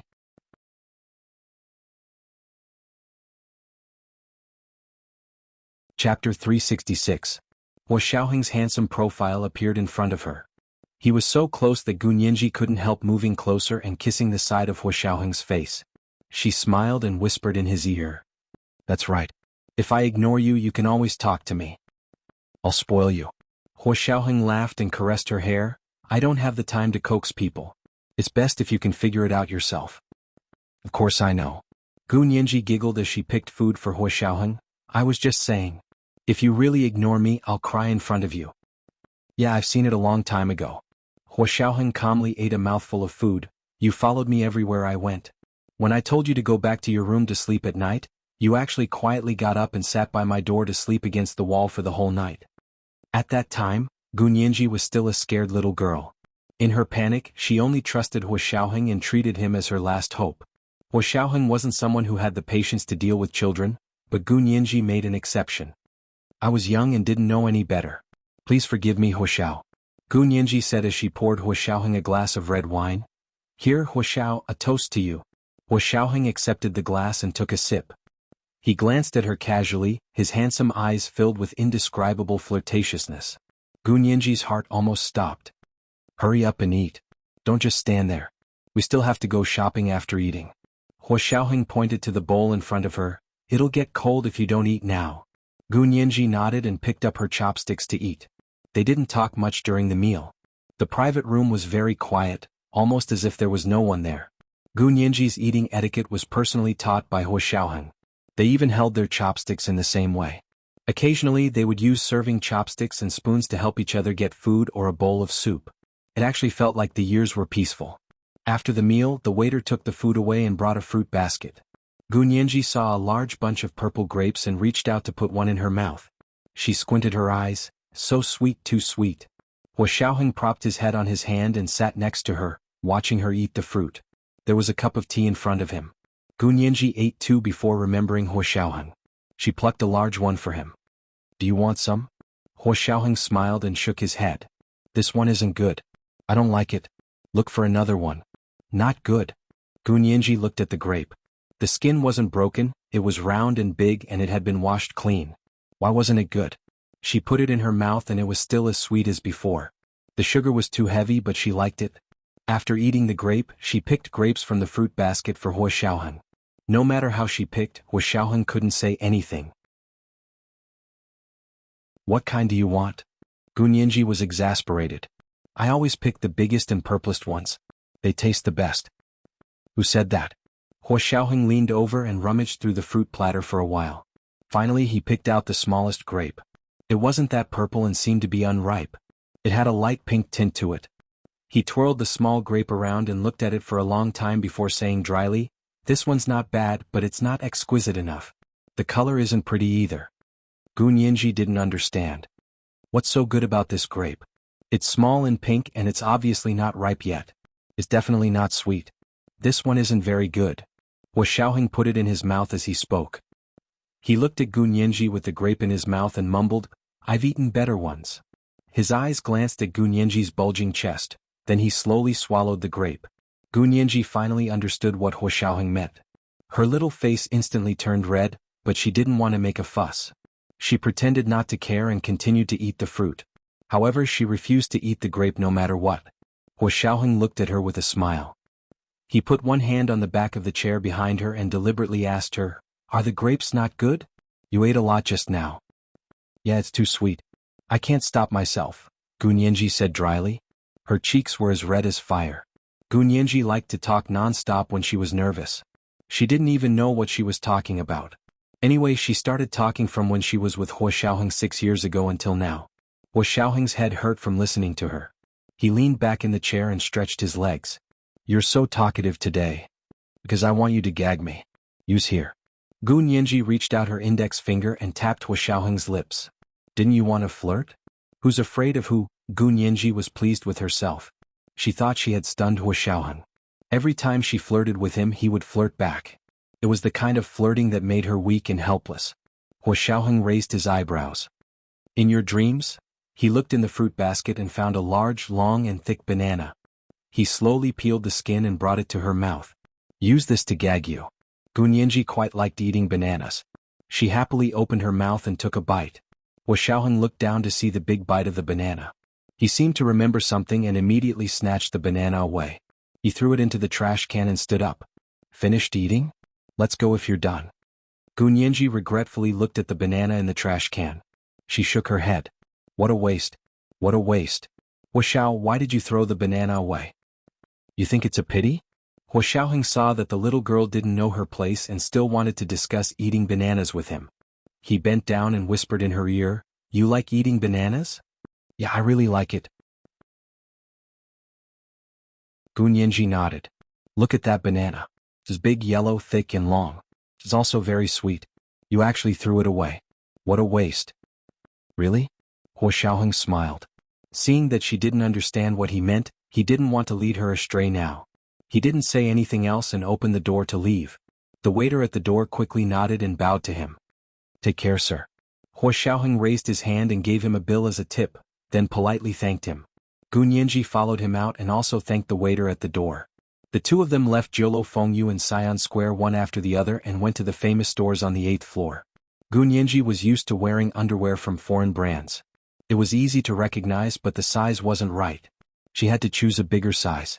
She stood in front of the lingerie rack and frowned. Finally she picked 2 styles and 2 sizes. She wanted to try them on in the changing room. Hua Xiaoheng stopped her. I bought them all. Don't try them here. But only one of these 2 sizes will fit. Gun Yanji hesitantly looked at the rack.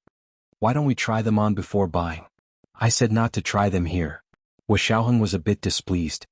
You're not listening? Fine. You're so handsome, I'll listen to you. Gun Yanji muttered and took the 8 bras to pay. Hua Xiaoheng handed her a card. Use this. How can I use your card to buy lingerie? Gun Yanji actually felt a bit guilty when she said this. Her own card was actually Hua Xiaoheng paying off his card, so was there any point in denying it? Hua Xiaoheng smiled. It's a man's honor to buy lingerie for his girlfriend. His words were so sweet. Not only did Gun Yanji's ears melt, even her heart melted. She no longer resisted and took the card from Hua Xiaoheng in a daze to pay. It was already 3 p.m. by the time they finished shopping. Hua Xiaoheng received a call from the base as soon as they got in the car. He listened intently for a while and nodded. I'll be back soon. You guys continue. Gun Yanji knew Hua Xiaoheng was busy again. She said considerately, if you're busy, why don't I take a taxi back? You can go first. Hua Xiaoheng pulled her into the car. I still have time to take you back. Let's go first. They didn't speak in the car. One of Hua Xiaoheng's orderlies was driving in front and also didn't dare to breathe loudly. Usually, Fan Jian was Hua Xiaoheng's personal driver, but today Hua Xiaoheng had decided to come to Gun Yanji's place at the last minute, so Fan Jian didn't come along. After they got out of the car, Hua Xiaoheng walked her to her dorm and said, I ordered a car for you. I've already sent the model and model to your email. See which color you like. It was another surprise. Gun Yanji held Hua Xiaoheng's hand and looked up with a smile. Is this a gift for the start of school? I'm so happy today. Yes. Hua Xiaoheng replied calmly, the car is custom-made. You can choose it and it will be shipped from abroad in 2 days. Hua Xiao, you're too good to me. I have no way to repay you, so I can only devote myself to you. Do you want it or not? Gun Yanji held his hand and tilted her head with a smile. Hua Xiaoheng was about to speak when the door behind Gun Yanji opened with a bang. Her roommate, Miao Yunxiao, saw them standing at the door and hesitated before asking, Are you guys coming in? Gun Yanji looked at Hua Xiaoheng. Hua Xiaoheng patted Gun Yanji's shoulder. Go in. Wait for my call tonight. This was the first night watch. What about the monthly votes for my friends? That's all? I still have recommendation votes. The second night watch is still 7 p.m. I've been sleeping at 2 or 3 in the morning for the past 2 days. I can't take it anymore. Mwah. Oh, and if... Oh.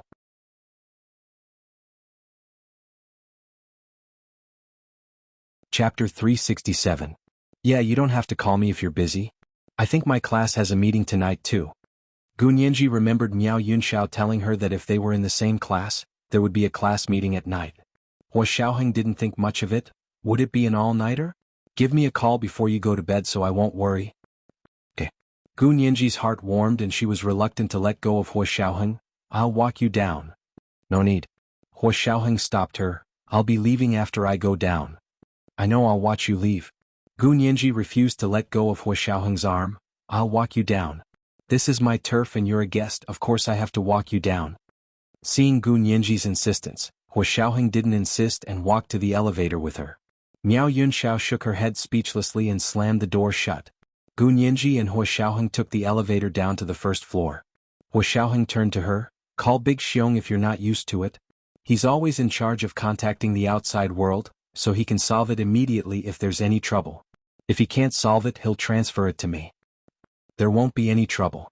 Gun Yanji was very confident in her postgraduate career.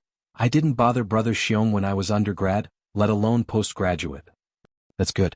Hua Xiaoheng didn't say anything else and nodded to Gun Yanji before hurrying down the steps and getting into the car. The driver quickly drove away and seemed to be in a hurry.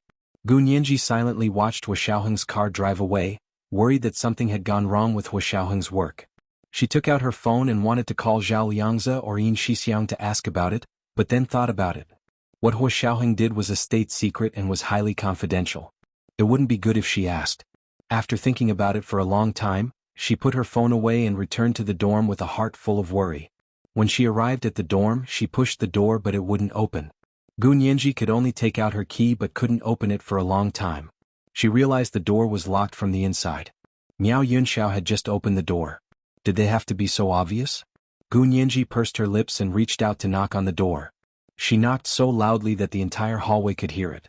Her classmates poked their heads out from their dorms to see what was going on. Miao Yunxiao heard it from inside and trembled with anger.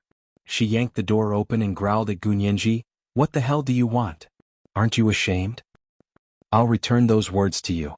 Gu Nianji said coldly, "You knew I was outside, yet you locked the dorm room door. What do you want me to think? You brought a man back just now, I had to be on guard." Miao Yunxiao choked back at Gu Nianji's words and couldn't raise her voice. "What do you mean by bringing a man back?" "I clearly went downstairs to send him off." Gu Nianji clenched her fists. "Classmate Miao, what's going on in that head of yours? If you shake your head, can you hear the sound of the sea?" Miao Yunxiao wasn't a sharp-tongued person and couldn't keep up with Gu Nianji's words. "I don't understand what you mean. I shake my head, how can I hear the sound of the sea? We don't live by the sea." "So you know we don't live by the sea?" Gu Nianji snorted and didn't want to explain to her. "If you don't understand, then study more. Don't play dirty tricks." Miao Yunxiao played right into Gu Nianji's hands. She looked up and said, "I told you the first time I saw you, it's hard for you to get along with your classmates like this. Since you don't like living in the same dorm as me, you can apply for a dorm change from the faculty." She turned around and the joy on her face disappeared in a flash. She said casually, "Building 4 seems to have some empty beds. It's a good choice." Gu Nianji froze. She finally understood why Miao Yunxiao had been so critical of her as soon as they met. So it was to make her move out. Gu Nianji followed Miao Yunxiao into the dorm and asked without batting an eyelid, "Where's your former roommate?" "I didn't have one before," Miao Yunxiao blurted out. She quickly shut her mouth in annoyance and corrected herself. "Who I lived with before has nothing to do with you." Gu Nianji smiled. "If you don't like living with me, you can ask for a dorm change from the faculty yourself. I didn't say I was leaving." She walked into her room and slammed the door shut. Miao Yunxiao must be comfortable living alone in a 2-bedroom apartment for the first half of the year. No wonder she didn't want anyone else to move in. Gu Nianji ignored Miao Yunxiao's provocation and went to her bathroom to wash her face and put on a face mask. She then sat at her desk and turned on her laptop to prepare for tomorrow's classes. In Shixiang sent her the class schedule. Gu Nianji looked at it for a long time and finally understood that she was assigned to the postgraduate class of the Faculty of Law. However, her instructor was He Zhichu and she was the only master's student under He Zhichu's tutelage. Therefore, her classes were taught by He Zhichu alone in his office. Master's students at the B University Faculty of Law had to take 3 public courses. However, He Zhichu used her 6-month internship at the U.S. Congress as an excuse to exempt her from the public courses. This meant that Gu Nianji only needed to take 30 credits for her classes to get her master's degree. One course was 3 credits, so 30 credits meant 10 courses in total. If He Zhichu could arrange her class schedule appropriately, she could finish all 10 courses in 1 year and graduate early. She was very happy as she did her little calculations in front of the computer. She simply wrote He Zhichu an email to ask about graduating early. Gu Nianji received a call from He Zhichu not long after she sent the email. "Nianji? You're on campus?" He Zhichu's cool voice came from the phone. It was completely emotionless. Gu Nianji was a bit nervous but calmed down when she heard He Zhichu's emotionless voice. "Yes, I reported in this morning and just tidied up the dorm." Gu Nianji thought about it and thanked He Zhichu. "Professor He, thank you for arranging the dorm for me. It's very spacious and I like it." Although her roommates weren't that great, it wasn't He Zhichu's fault. Gu Nianji didn't want to get hung up on it. He Zhichu smiled on the other end. "This is the only building in the graduate dorm that has 2 rooms. It's very popular. The other buildings have 4 rooms. I think you'll want 2 rooms." Gu Nianji actually didn't dislike a 4-room dorm. She used to live in a 4-room dorm during her undergraduate studies at C University. She also got along well with her 3 other roommates. They still kept in touch and had a good relationship. But the graduate dorm, with Miao Yunxiao as an example, Gu Nianji suddenly didn't want to try a 4-room dorm again. She could only say that she was very lucky during her undergraduate studies to be able to meet 3 good friends, Green Tea Fong, Little Temptress, and Lady Chow. Gu Nianji thought about her former classmates as she said to He Zhichu, "Professor He, thank you for your help. I really do want to live in a 2-room dorm."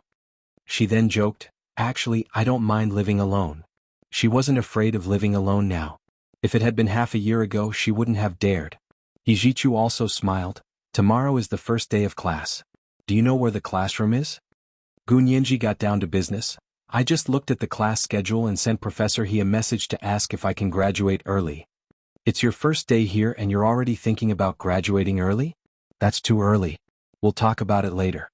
Hijichu's voice faded. He hung up and didn't speak to Gunyenji anymore. Gunyenji said hello a few times before confirming that Hijichu had hung up. Just as she was wondering if she should call back, she heard another knock on the door. Miao Yunxiao opened the door and saw that it was their class representative, Yan Kehua. Yunxiao, is the new classmate staying with you? Yan Kehua asked with a smile as she poked her head into the room. Yes. Miao Yunxiao said matter-of-factly, she's staying in this room. She turned around and pointed to Gunyenji's room. Gunyenji happened to open the door and saw that other than Miao Yunxiao, there was also a petite girl standing in the living room. Her eyes were bright and playful. You're Gunyenji? I've heard so much about you. Nice to meet you. She extended her hand to Gunyenji enthusiastically. It was the second watch. What about the monthly votes, dear ones? That's all? There were also recommendation votes. P.S. Thank you heavens beggar for tipping me a piece of jade yesterday. Happy birthday, thank you dear ones. Mwah. Also, chapter 363 was blocked again. I've re-edited it and am looking for an editor to unlock it.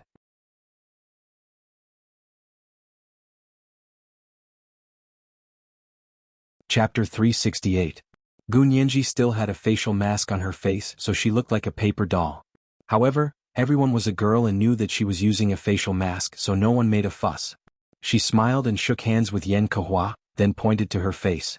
Wait a moment, I'll go and take it off. Gunyenji returned to her room to wash her face mask. In the living room, Yan Kehua whispered to Miao Yunxiao, do you know who this classmate is? I heard she's the only master's student recruited by Professor Hijichu from the United States. He didn't recruit from our school but from another school. Miao Yunxiao and Yan Kehua were both undergraduates at B University and then got into the university's postgraduate program. This kind of student usually looked down on students from other schools. However, Hijichu's specially recruited students were different. Miao Yunxiao's eyes widened and she asked nervously, really?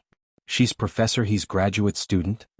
She had heard that Professor Hijichu from Harvard Law School was coming to teach at B University's Faculty of Law, but he was only recruiting PhD students. Students who had just graduated with a master's degree in B University's Faculty of Law had racked their brains to become his PhD students. Last year, they suddenly announced that they wanted to recruit a master's student, and then the students who had graduated from the bachelor's degree started to fight with each other. In the end, of all the applicants from all over the country, Hijichu only recruited one person, Gunyenji, a C University Faculty of Law undergraduate. He didn't even recruit a B University Faculty of Law graduate. B University's Faculty of Law ranked first in the entire Wuxia Empire, while C University's Faculty of Law ranked second at most. Therefore, there were many law students at B University who were not convinced. Miao Yunxiao and Yan Kehua had both applied for Hijichu's master's program at the time, but they didn't pass. In the end, they went to other master's programs taught by other professors. Yan Kehua nodded solemnly and said in a low voice, how can this be wrong? I've heard about it from a teacher in the faculty. Gunyenji doesn't even go to class with us. Professor He makes all the arrangements. You're not even going to class with us? What? Miao Yunxiao's face darkened. How can she be special? B University isn't an ordinary school. Even the officials and nobles in imperial capital wouldn't dare to give our principal a hard time, right? How can she ignore the school rules? Yan Kehua choked and looked at Miao Yunxiao strangely. What are you talking about? How could she ignore the school rules? We are graduate students. Graduate student? We're not undergraduate students. Our tutors can take full responsibility for our studies, and the faculty can't control us. Everyone is like that, so why do you think everyone is fighting to be Hijichu's graduate student? Miao Yunxiao puffed up her cheeks and said angrily after a while, what about the class meeting tonight? She's not going? Yan Kehua laughed. I'm here to talk about this. Brother Huang from Professor He asked me to pass on a message. He asked Gunyenji to attend the class meeting with them tonight. She won't be coming with us. Miao Yunxiao's hands gripped the sofa so tightly she almost dug a hole in the fabric seat. When Gunyenji came out after washing her face, she still didn't know that her admission to Hijichu's postgraduate program had already been discussed in the living room. Yen Kehua was about to say something when she heard the door open. She looked up to see that Gun Yenji had already come out. She quickly stopped herself and stood up sheepishly. Classmate Gu, I'm Yen Kehua. I'm the class representative for postgraduate class 1. Gun Yenji was supposed to be in class 1 according to the class allocation. She nodded to Yen Kehua. Hello, classmate Yen. May I ask why you were looking for me? Yen Kehua quickly replied, I have something to discuss. Do you know Brother Huang from Professor He's team? Gun Yenji froze before remembering that Brother Huang had interned with her at the U.S. Congress last year. Brother Huang? But isn't he a PhD student? Gun Yenji was confused. I'm a master's student. She was a master's student. People would think she was out of her mind if she had a meeting with a PhD student. It's like this. Because you're the only master's student that Professor He recruited, he's in charge of all your studies. This includes your class schedule, monthly postgraduate stipends, social practice and thesis reports. They're all from Professor He. Yen Kehua explained enthusiastically to Gun Yenji. Go over there tonight. Brother Huang should have more things to tell you. Attending B University, other than student registration, there were other things to do. For example, she had to apply for a card so that the stipend would be directly transferred to her card. She also had to apply for a student ID, library ID, and other necessary documents. Yin Shixiang only helped Gun Yenji with the registration and student registration. She still had to apply for a card herself. However, to apply for a card, she needed proof from the faculty before she could go to the relevant departments. Now that Yen Kehua said that all stipends would be paid by Hijichu, she had to go to Brother Huang from Hijichu's team to apply for a card. Gun Yenji smiled. Thank you, classmate Yen. You said it just in time. Otherwise, I wouldn't know how to eat tomorrow. The school cafeteria used a card to pay. Without a card, you couldn't go to the student cafeteria. You had to go to the restaurants on campus that were open to the public. Of course, the price was worlds apart. For the same food, students would only pay 1/5 of what they would pay in restaurants with their cards. Although Gun Yenji didn't lack money, she didn't want to be different from other students. She was supposed to eat in the cafeteria anyway, so why would she give money to another restaurant? Moreover, it was the same food and the same owner. Oh, you haven't applied for a card yet? Yen Kehua was envious. I heard Professor He's stipends are great. Our faculty gets a monthly stipend of 500 renminbi, and the rest depends on our instructors. If you work for them, you'll get extra stipends. Professor He's stipends are the highest. Really? Miao Yunxiao was listening intently. Who did you hear that from? Brother Huang and the others. Yen Kehua acted like they knew each other very well. Brother Huang and I are both in the Graduate Student Council, so we often hear them talk about it. Every time we students go out to eat, Professor He's PhD students pay the bill when we don't have funds. They're really rich. I heard helping Professor He with cases can earn tens of thousands of RMB a month. That much? Even Gun Yenji was shocked. You don't have a job yet? You're just doing a part-time job? She couldn't wait to get started. Although Hua Xiaoheng treated her very well and was very generous, Gun Yenji still wanted to rely on her own ability to earn money. Moreover, she was only dating Hua Xiaoheng. She wasn't his family yet, so she couldn't let him spend too much money on her. Gun Yenji had the ambition to find a good job, get promoted, get a raise, become a partner in 5 years, marry Hua Xiaoheng and reach the pinnacle of her life. At that time, no one would say she wasn't good enough for Hua Xiaoheng. Deep down, Gun Yenji was still worried that others wouldn't approve of her relationship with Hua Xiaoheng. She didn't want to be a burden to Hua Xiaoheng. She was proud of Hua Xiaoheng and she wanted him to be proud of her. It's not really a part-time job, right? Yen Kehua saw Gun Yenji's eyes suddenly light up. She looked very interested and couldn't help asking, Oh? You want to do a part-time job? Are you really short on money? Gun Yenji nodded with a smile. Yeah, I'm short on money, so I want to start working early. Alright, classmate Yen, do you know about early graduation? Does our school have a rule about that? I think so. You can check the department's website. I've seen it before. Yen Kehua said casually. She glanced at Gun Yenji again and secretly thought about what she was wearing. She was wearing a cashmere sweater. He couldn't tell what brand it was and the style was very low-key. However, the quality and cut were obviously very good. It definitely wasn't from a street stall. Her pants were also very fitting. The dark gray trousers accentuated her legs from the waist down. They were probably made of pure wool. Looking at her skin and hairstyle, she didn't look like she was short on money at all. Miao Yunxiao suddenly asked, Gun Yenji, can I see your watch? Gu Nianji glanced at her. Do you want to know what time it is? She lifted her wrist to look at it. It's almost 4:30 in the afternoon. Miao Yunxiao narrowed her eyes and looked at it again before saying, What brand is your watch? The style looks familiar. Bulgari, it should be this brand. It was a women's watch that Hua Xiaoheng had specially asked Bulgari to make for her. It was a couple's watch with Hua Xiaoheng's limited edition men's watch. It was one of a kind in the world. I think my uncle also has a watch like that, but it looks a bit different from yours. Miao Yunxiao said dryly. That's why I wanted to see it, but it's fine if you don't want to show it to me. Gu Nianji retracted her hand and smiled. I can show my things to whoever I want. Classmate Miao, what do you mean by that? This was the first night watch. A reminder about the monthly and recommendation votes. Especially the recommendation votes on Monday. The second night watch was still 1 p.m. Tomorrow at the third night watch, 10,000 words to thank Huaishuan, my dear friend, for the immortal fate. Moi.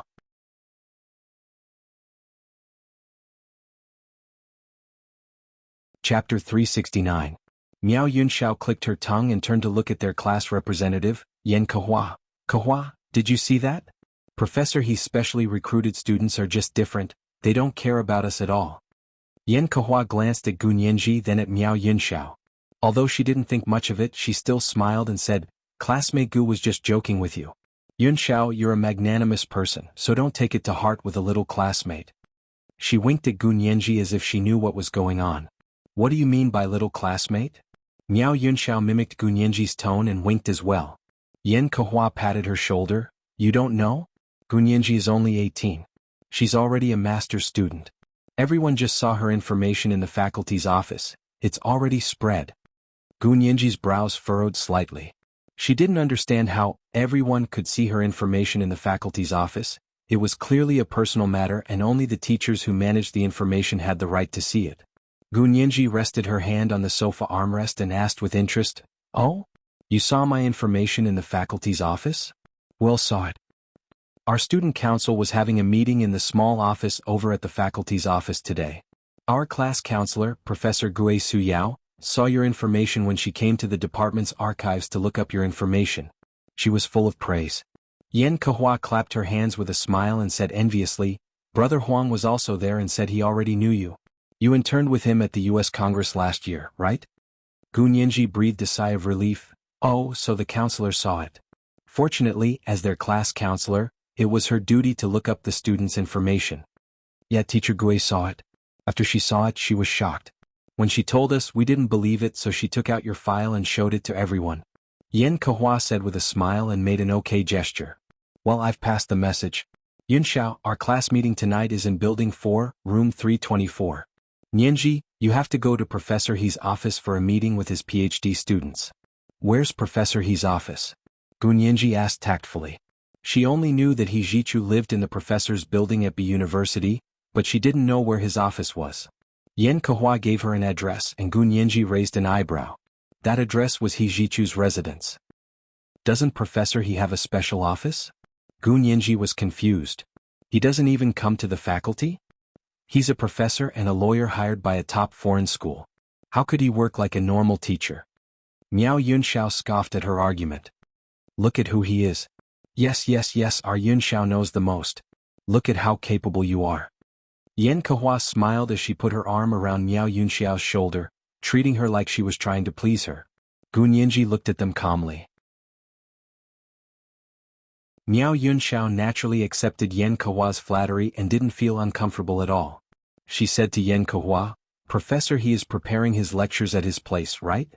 Yes, I heard from Brother Huang that Professor He's house is incredibly big. There are 4 of them, so it's more than enough for a classroom. Yan Kehua nodded with a smile and said to Gu Nianji, Nianji, you're lucky. We're not as lucky. Miao Yunxiao glanced at Gu Nianji and pulled Yan Kehua into her room.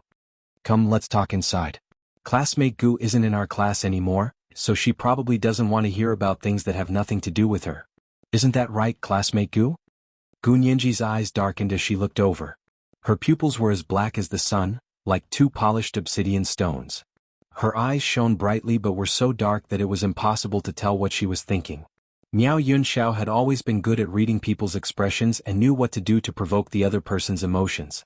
But she wasn't so sure about Gu Nianji. Gu Nianji seemed to be very angry at her words but didn't react as Miao Yunxiao expected. Miao Yunxiao had already labeled Gu Nianji as a shrewd person, and now that she knew she was only 18 years old, she had an unwavering determination. Her shrewdness wasn't just average. Miao Yunxiao didn't like shrewd girls like Gu Nianji. She knew how to hide her thoughts at such a young age and had bad character. She pursed her lips and pulled Yan Kehua into her room. As soon as the door closed, Yan Kehua excitedly whispered in Miao Yunxiao's ear, "Also, I saw in Gu Nianji's file that her parents died and she's an orphan." Miao Yunxiao's heart thumped and she couldn't help clapping her hands together. "That's right. I was wondering why she seemed so strange and always had a bone to pick with me. I've been tolerating her for so long, so it turns out I know too much." She gestured with her hand, making a chop gesture at her neck. "What do you mean you know too much?" Yan Kehua was shocked. "What do you know?" "She's not simple," Miao Yunxiao whispered.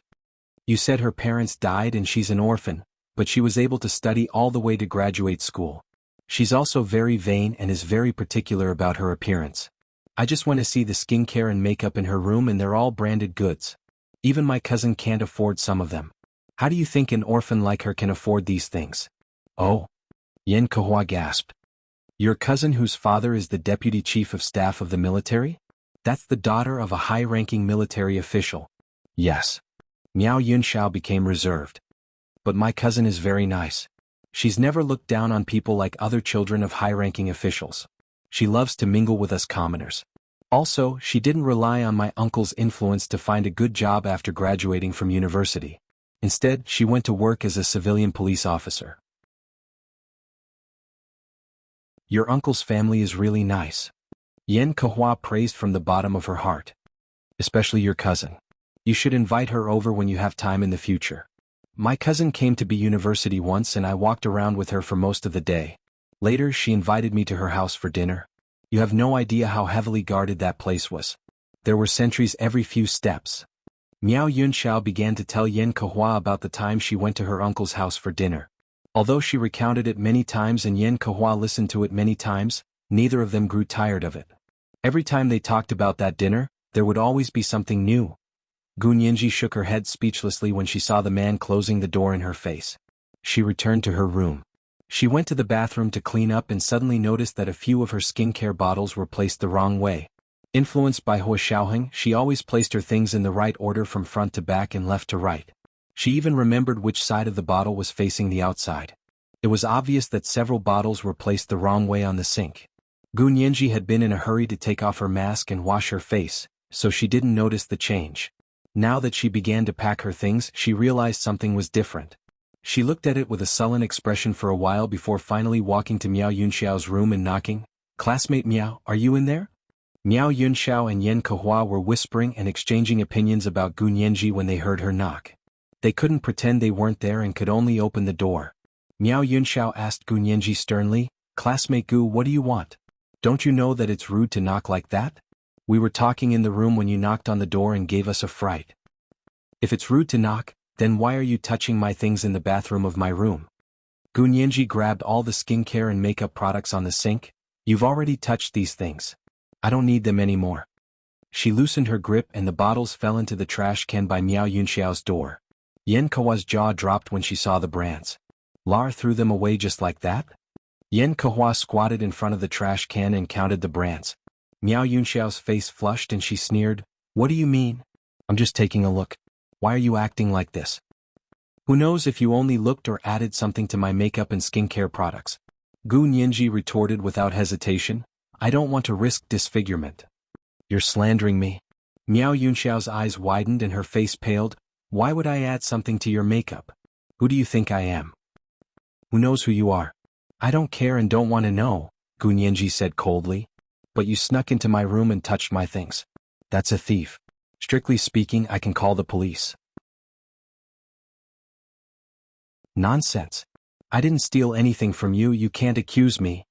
Miao Yunxiao panicked. She really only went to look and saw the brands her cousin used. She picked them up to study and thought they were fake. She didn't expect them to be real. "But I'm curious, I remember I locked the door when I left. How did you get in?" Gu Nianji crossed her arms and didn't want to let Miao Yunxiao go. This girl was full of tricks and Gu Nianji didn't think she needed to accommodate her.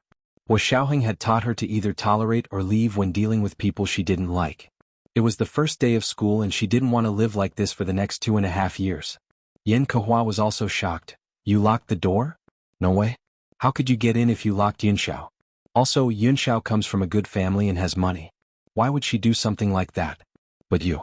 Yan Kehua spoke up for Miao Yunxiao and looked Gun Yanji up and down. Your family is average and both of your parents are dead. Everyone knows that, so where did you get the money to buy all these world-famous skincare and makeup products? This was the second update with 3,000 words. Let me remind everyone about the monthly and recommendation votes. Especially the recommendation votes on Monday. P.S. Chapter 363 has been released. Everyone can read it again. Moi. Oh, and if. Oh.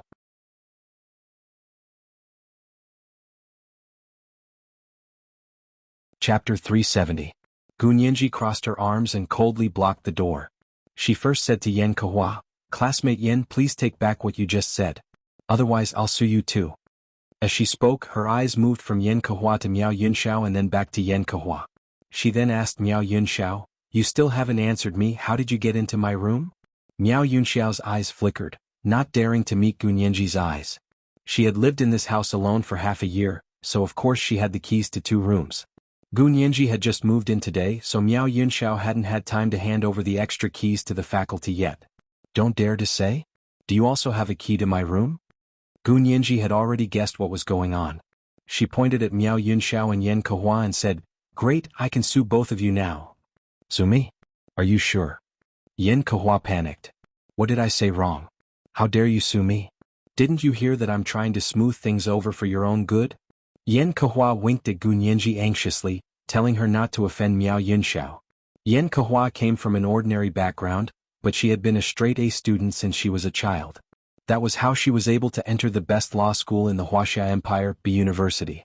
If she really was sued, then there would be an ugly mark on her clean resume. Even if Gun Yanji didn't win, it would affect her future job search. Moreover, Miao Yunxiao's family background wasn't something normal students like them could compete with. She spoke up for Miao Yunxiao because she was afraid Gun Yanji didn't know Miao Yunxiao's background and would offend her. It wasn't easy for an orphan girl to become Professor He Jichu's graduate student in the B University Faculty of Law. She couldn't ruin her future because of a moment of willfulness. "Kehua, don't be a good person, she doesn't appreciate it at all." Miao Yunxiao clenched her fists. "You're not wrong. She's an orphan with both her parents dead, yet she uses such good skincare products and cosmetics. Everyone knows where she got her money from." "Where did my money come from? Tell me about it." As Gun Yanji spoke, she put her hand in her trouser pocket and secretly turned on the record button on her phone. Her phone had been modified by Zhao Liangzi, so it was the most convenient for recording and recording. "Who doesn't know? Stop pretending." Miao Yunxiao pouted. "Don't make me say anything nice." "Say it. I just met you today and you already know where I got my money. Are you a clairvoyant?" Gun Yanji put her hands in her trouser pockets and looked relaxed as she waited for Miao Yunxiao to fall into her trap.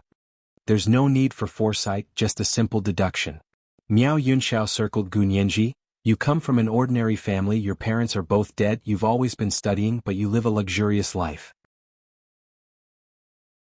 You're also quite pretty, so anyone with a brain would conclude that your money came from an unknown source. Maybe it's not clean at all." Gun Yanji took out her phone from her trouser pocket and pressed pause. She said to Miao Yunxiao and Yan Kehua, "Yes, what you said just now constitutes defamation of my reputation. I reserve the right to sue depending on your future behavior." "You dare to sue me?" Miao Yunxiao couldn't hold it in anymore and held onto Yan Kehua's shoulder as she laughed. "Go ask around and find out who the presiding judge of the Imperial Capital Intermediate People's Court is. Are you sure the court will accept your case if you sue me?" If the court didn't accept it, how could she sue? Gun Yanji thought about it. "The presiding judge of the Imperial Capital Intermediate People's Court is your relative." "Of course." Miao Yunxiao looked at her with amusement. "Do you still want to sue?" "Why not?" Gun Yanji shrugged. "Your relative should be avoiding my case because of the principle of avoiding suspicion. I don't believe he would dare to openly violate legal procedures and abuse his power for personal gain." Miao Yunxiao's expression changed. "What did you say? What? Are you scared? If your relative dares to abuse his power for personal gain, I'll take it all the way to the Supreme Court and sue your relative as well. What do you think? You've never sued a judge before, right?" Miao Yunxiao was speechless. The presiding judge of the Imperial Capital Intermediate People's Court was also her uncle. Her mother had 3 sisters. Her mother was the only one who married a businessman. As for the other 2, one was married to a soldier and the other was married to a judge.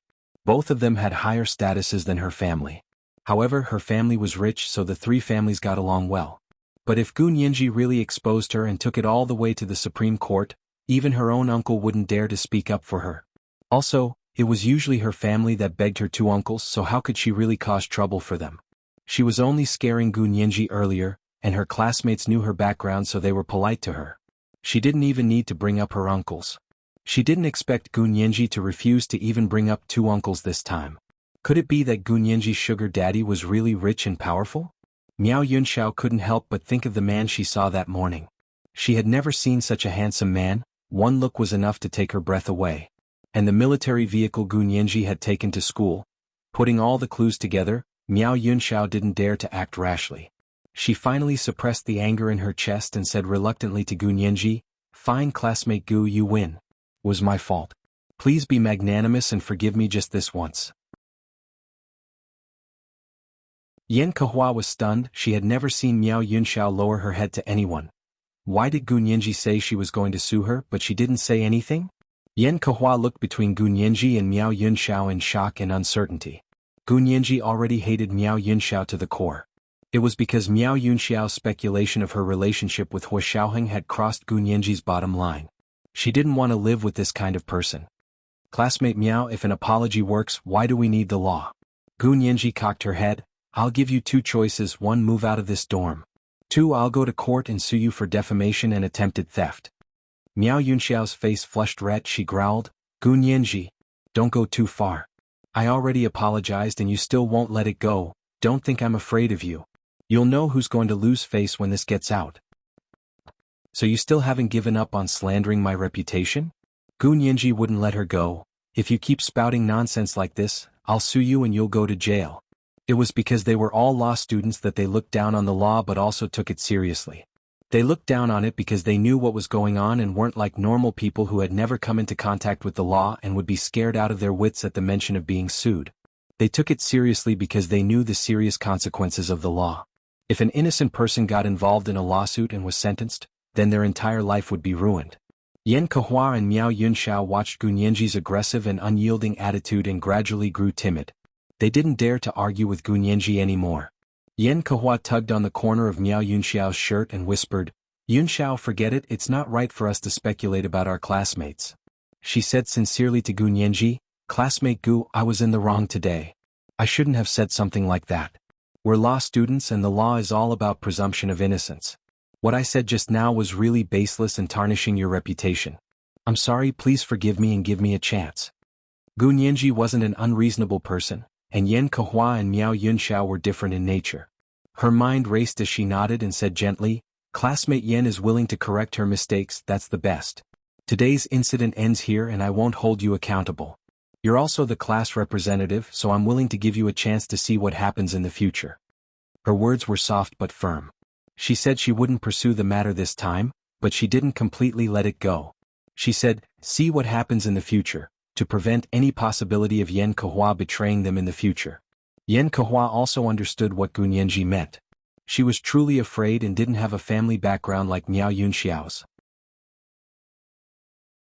She didn't dare to argue with someone like Gu Nianji, who was willing to sacrifice herself to bring down the emperor.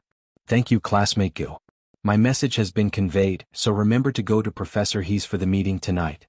"Alright Yunxiao, I'll be going now. Come to our class meeting tonight." Yan Kehua hurriedly left Miao Yunxiao and Gu Nianji's dorm and returned to her own. Yan Kehua's dorm wasn't a 2-person dorm, but a 4-person dorm. After she left, only Gu Nianji and Miao Yunxiao were left in the dorm. Miao Yunxiao rolled her eyes and put her hand on the door handle. "Go, I'm closing the door." "Wait." Gu Nianji blocked the door with her foot. "We're not done yet." "What else is there? Didn't I already apologize?" Miao Yunxiao said impatiently, "And about you, I won't tell anyone else either. Don't worry about it." "Don't worry?